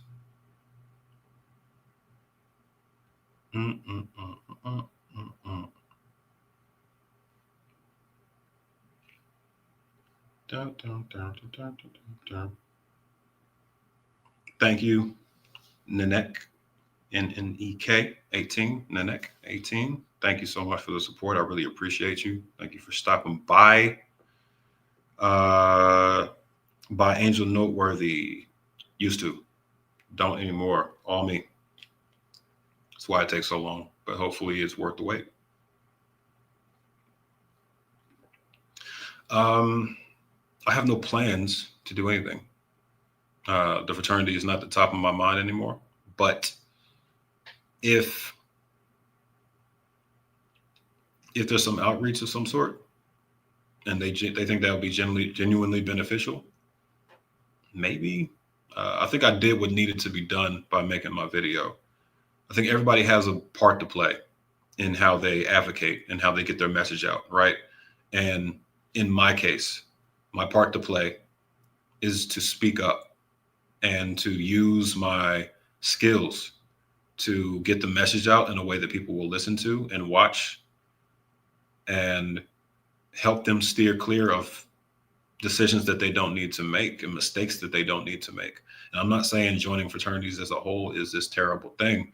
I'm saying joining the fraternities the way I joined is a terrible thing, and it shouldn't happen to anybody. And we shouldn't be pressured into hurting other people because we got hurt. I genuinely love my frat brothers, bro. I love everybody in my chapter. I have no ill will towards any of them. But as far as the ones older than me that did what they did to me, like I don't have, let's say I'm neutral, you know what I'm saying? Like I don't see them as evil. They're the same as me. They were doing what they learned to do, and they were just trying to bring through chapter members, but it's also an ego trip, and it's something that is unacceptable no matter who's doing it, no matter how much you like them as a brother, as a person. So yeah, long-winded answer. Appreciate y'all stopping through. Thank you so much.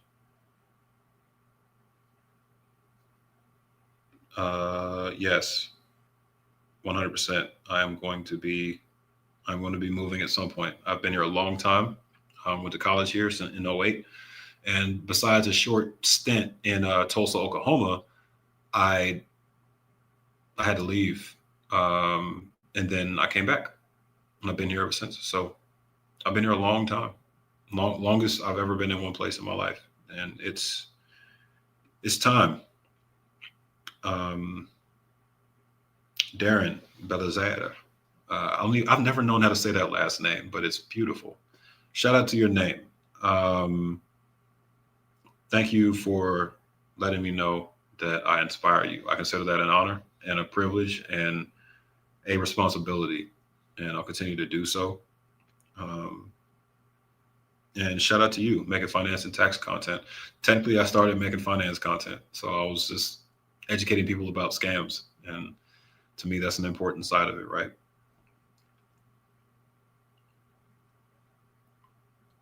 Ooh, homosexuality and its effects on the black church. Albert Johnson with the banger.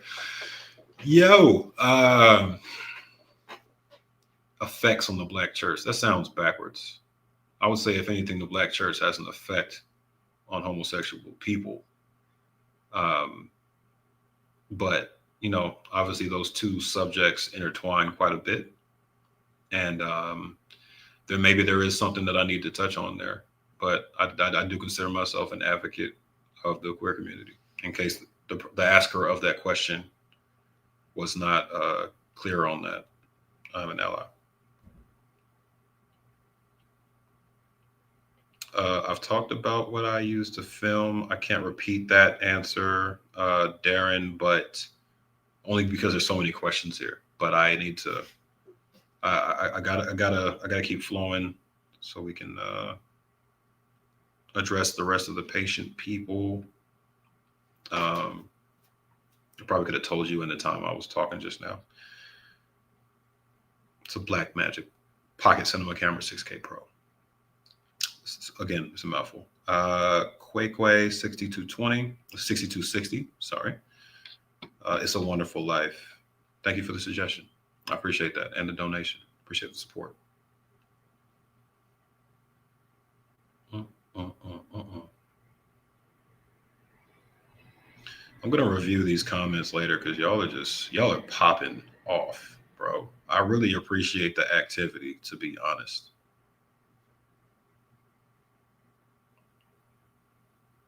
Mm, mm, mm, mm, mm. I'm not trying to skip anything like, big or insightful, but I got to get to the bottom of this comment section. All right, I'm going to start closer to the bottom and work my way back, but I don't want to skip any any donors. August Green 7213. I appreciate the support. Did you ask the HIs about interracial relationships? No, I didn't have to. I saw they were very plain about their opinions there. They constantly shout down people for interracial relationships. That part, no way was confused about that, and I didn't need to directly ask them because that was in the research.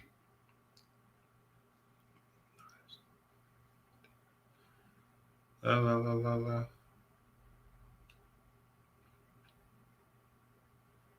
Shout out to Shout out to people being transparent about getting involved in a cult. I think that's I think that's really healthy. You know what I'm saying? In my mind, I pretty much have fraternity membership on a parallel with some of the low points or the bad aspects of being in a cult, because there are good aspects of being in a cult. We've talked about them in videos. Like, of those good aspects have a bad thing underneath, but to say there is no good that exists within it, to me, is not a nuanced view. And good is subjective, right? But yeah, the negatives that come with cults definitely have a lot of overlap with being in fraternities. So I feel you.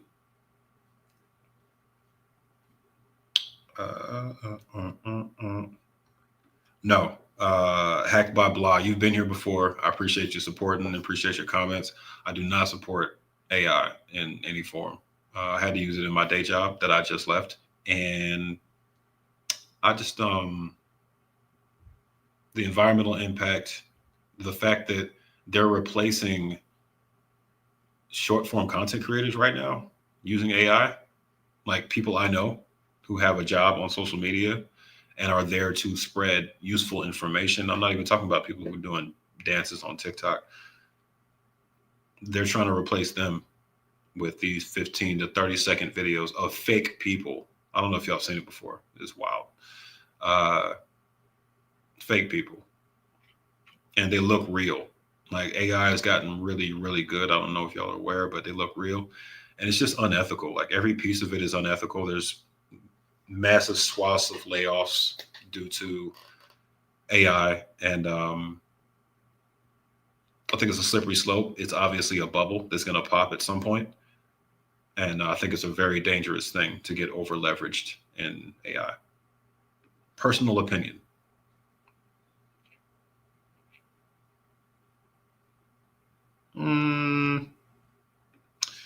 Here's one of the Hebrew Israelites claiming they didn't copy the Omega's colors. I don't believe you, man. I don't believe you. You know why? There's a lot of overlap in this whole, like, we're manly men and we pose like we're strong and take pictures together, and you purposely targeted the most outwardly manly frat, because Omegas do the same thing. They're usually football players. They're big, they're muscular, and they're like outwardly masculine in every way that you would, stereotype masculinity. I think y'all know. I think y'all knew what y'all were doing. Like, I don't believe you. I'm sorry. I don't.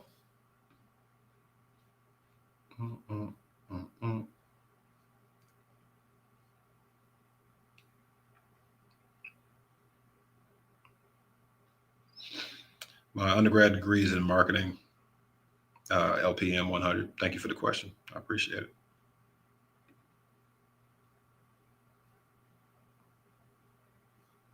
All right, scrolling back to the bottom.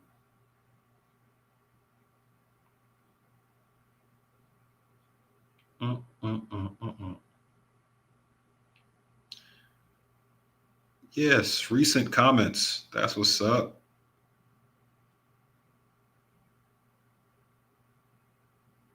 Oh yeah, I actually want to talk about this. The fake R&B lady. Yeah, she's on the Billboard charts, and I know that made a big wave a little while back. It's probably a couple weeks ago, something like that. Maybe 3 weeks ago. Time flies these days. I don't know what I'm talking about, but that's what I'm talking about. Like, that's really, really the heart of what I'm getting at. I'm a musician myself, or at least I used to be, and I guess it never stopped being a musician technically.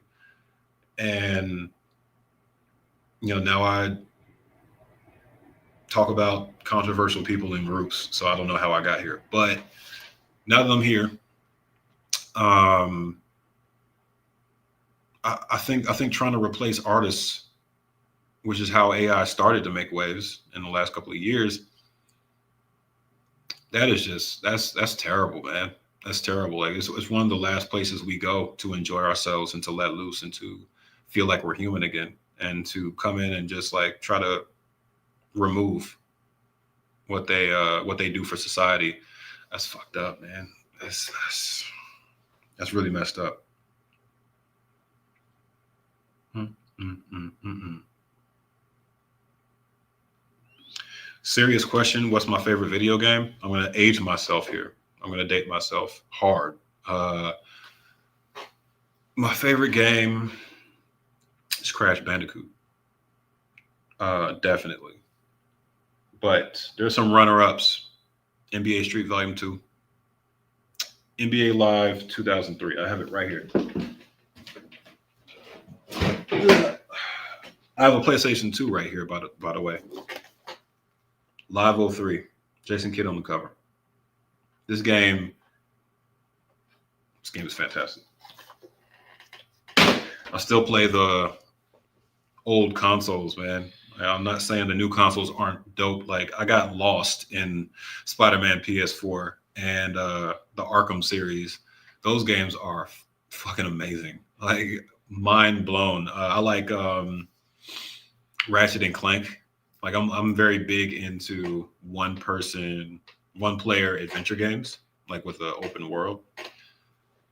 I would say Vice City, but I'm not big on games that have. I guess some of the games I named have time limits, but I'm not big on games that keep hitting you with missions that have time limits. Like stop putting deadlines on my experience. Like I'm just trying to live. Leave me alone. Let me play the game. I don't like that shit. Yes, Catmore 9. This is just Q&A, and you just got yours answered. So congratulations. Mm, mm, mm, mm.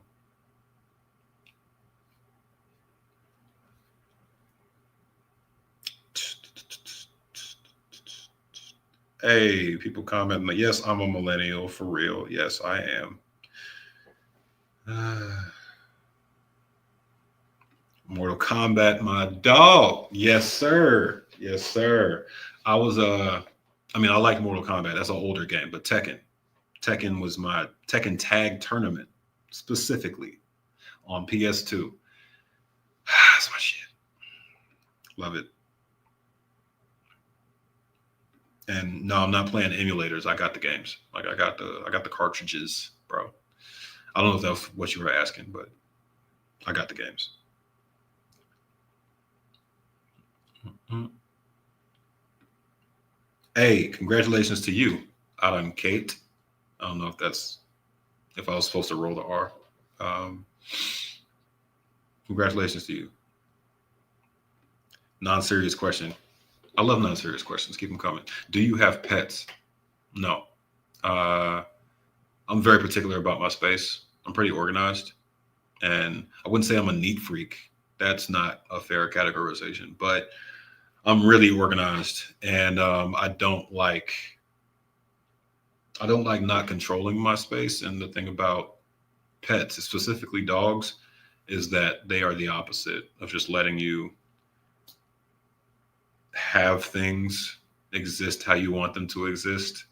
I don't have a problem with dogs. Like as a creature, I like them. I like other people's dogs a lot. I don't think I want to own one.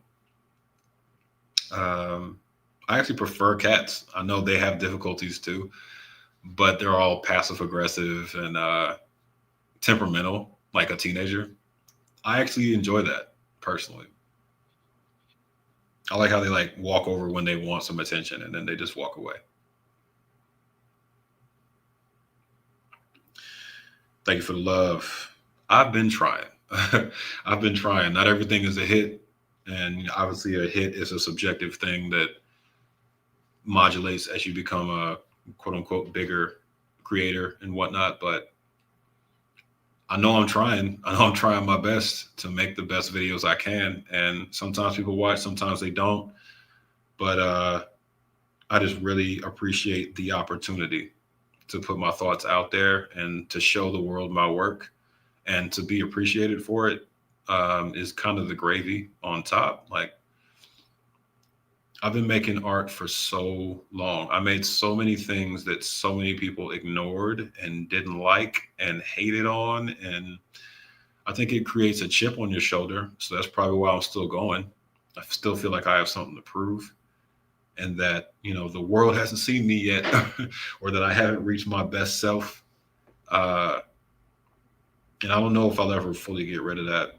Once you get it, it's hard to get that off your shoulder. You feel like you always have something to prove. But I know I've done some good work since I started YouTube, and people seem to appreciate the work I'm putting in and the dedication. So thank you for speaking that out loud.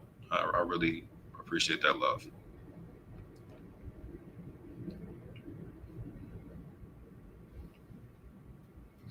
Keeping up with the scrolling.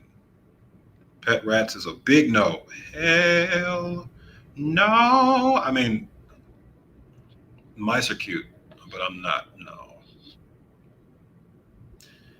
not for me, dog. Appreciate the support, Orlando. I just got that your name is Orlando. I wasn't paying attention. But that's like an at technically, but it's a circle. But we here. I get you. Favorite hip hop album this year? It's got to be the Clips. That came out this year, right? I just saw them live at One Music Fest. I have a video coming where I interviewed people at One Music Fest. By the way, uh, mentioning fun stuff, fun topics, and videos that I want to make that I don't always get to make.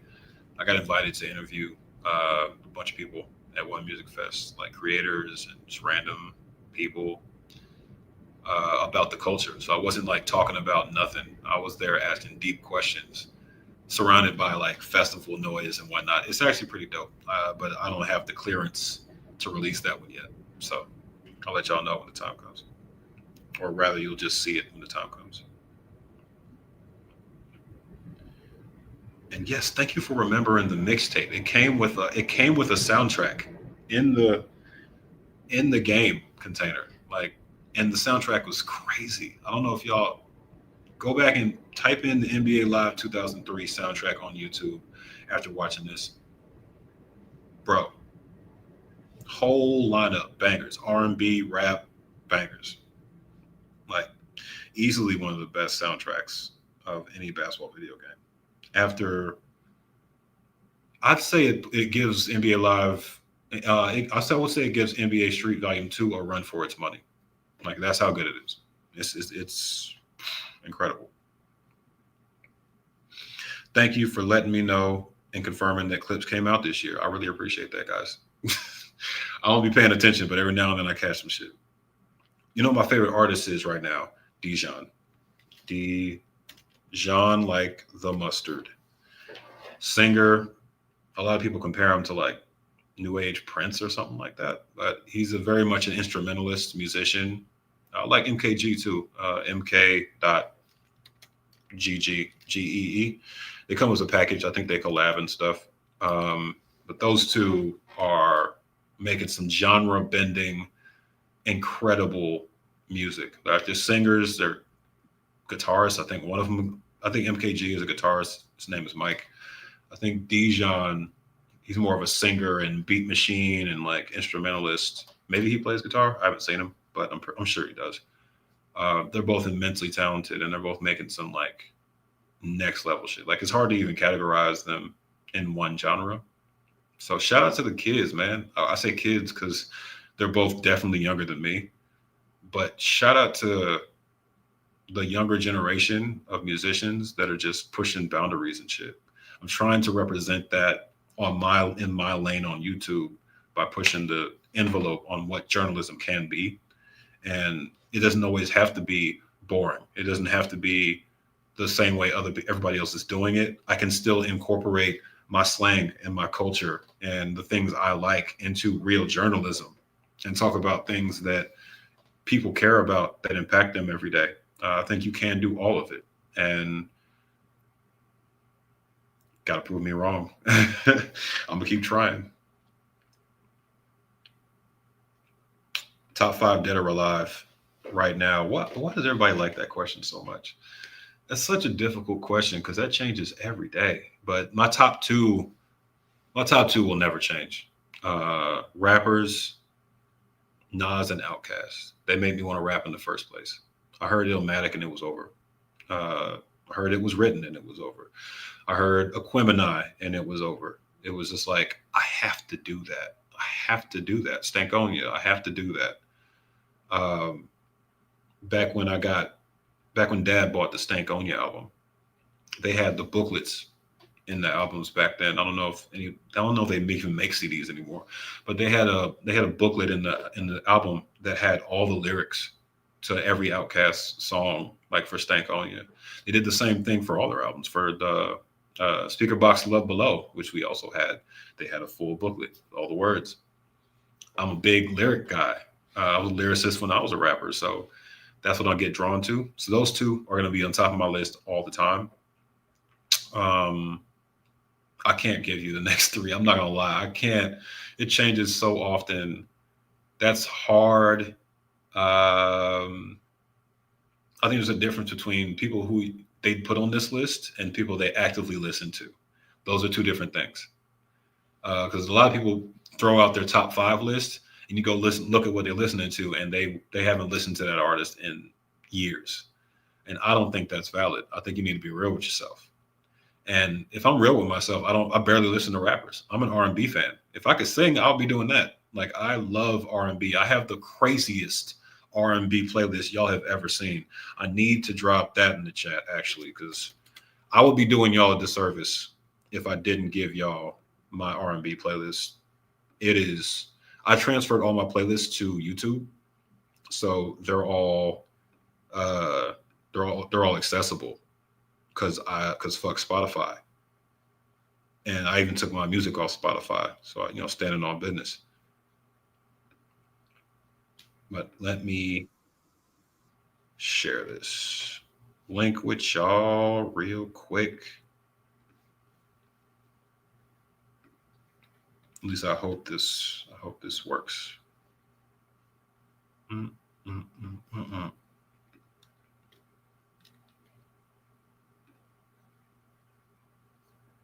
Y'all let me know if that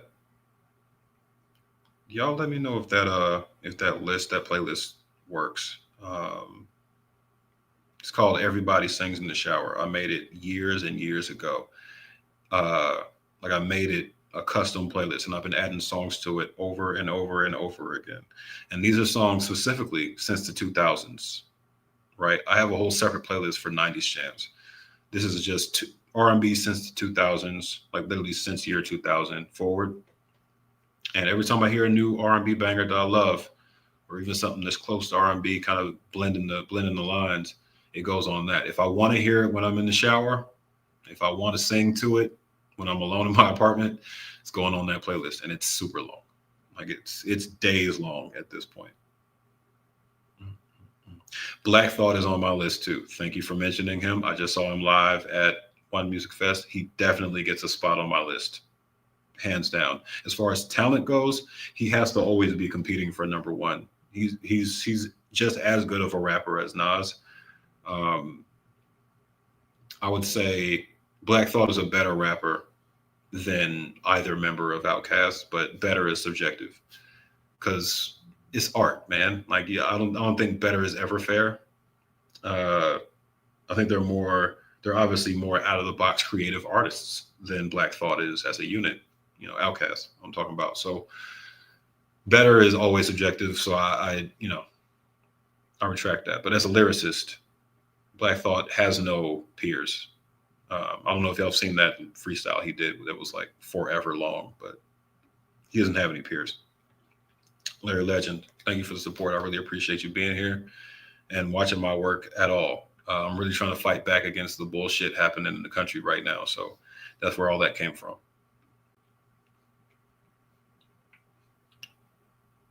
All right, I'm caught up with a lot of the comments. Love y'all.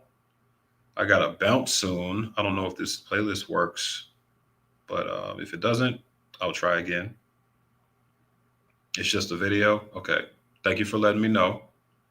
I'm gonna get my shit together and find a way to share this playlist real quick successfully. I'm an old person. Oh, I think I found it.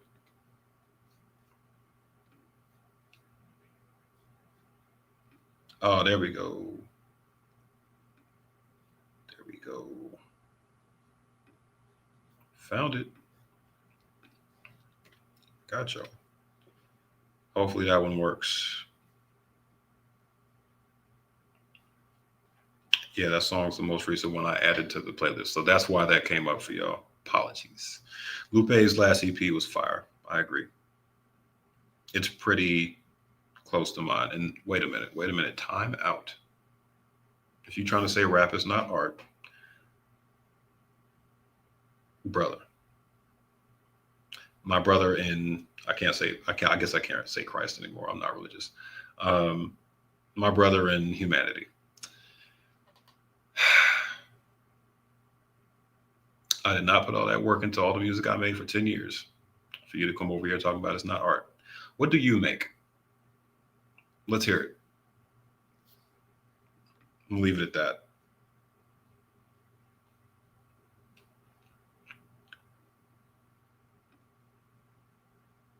The playlist link did not work. Damn it. I'm trying. I promise y'all I'm trying. I don't think these links are. Oh, this link. Okay. Did the new link work? Y'all let me know. I'm not caught up. Yes, this link works. Yes, sir. Celebration. Capri, if you got a question, it's probably best to ask it because I might not even see your uh, your comment again. I'm trying my best to keep up. All right, man. I'm starting to wrap it up. It's getting late. I might do something else tonight. Oh, thank you. I think that's a good one to. I think that's a good one to end it off on. I will never be doing a Twitter space. I am not on any social media. I'm only on YouTube. I love y'all for being here. I love y'all for watching me on YouTube and for supporting anything I do all this time. It means everything to me. And enjoy the playlist, man. I love music. I love people.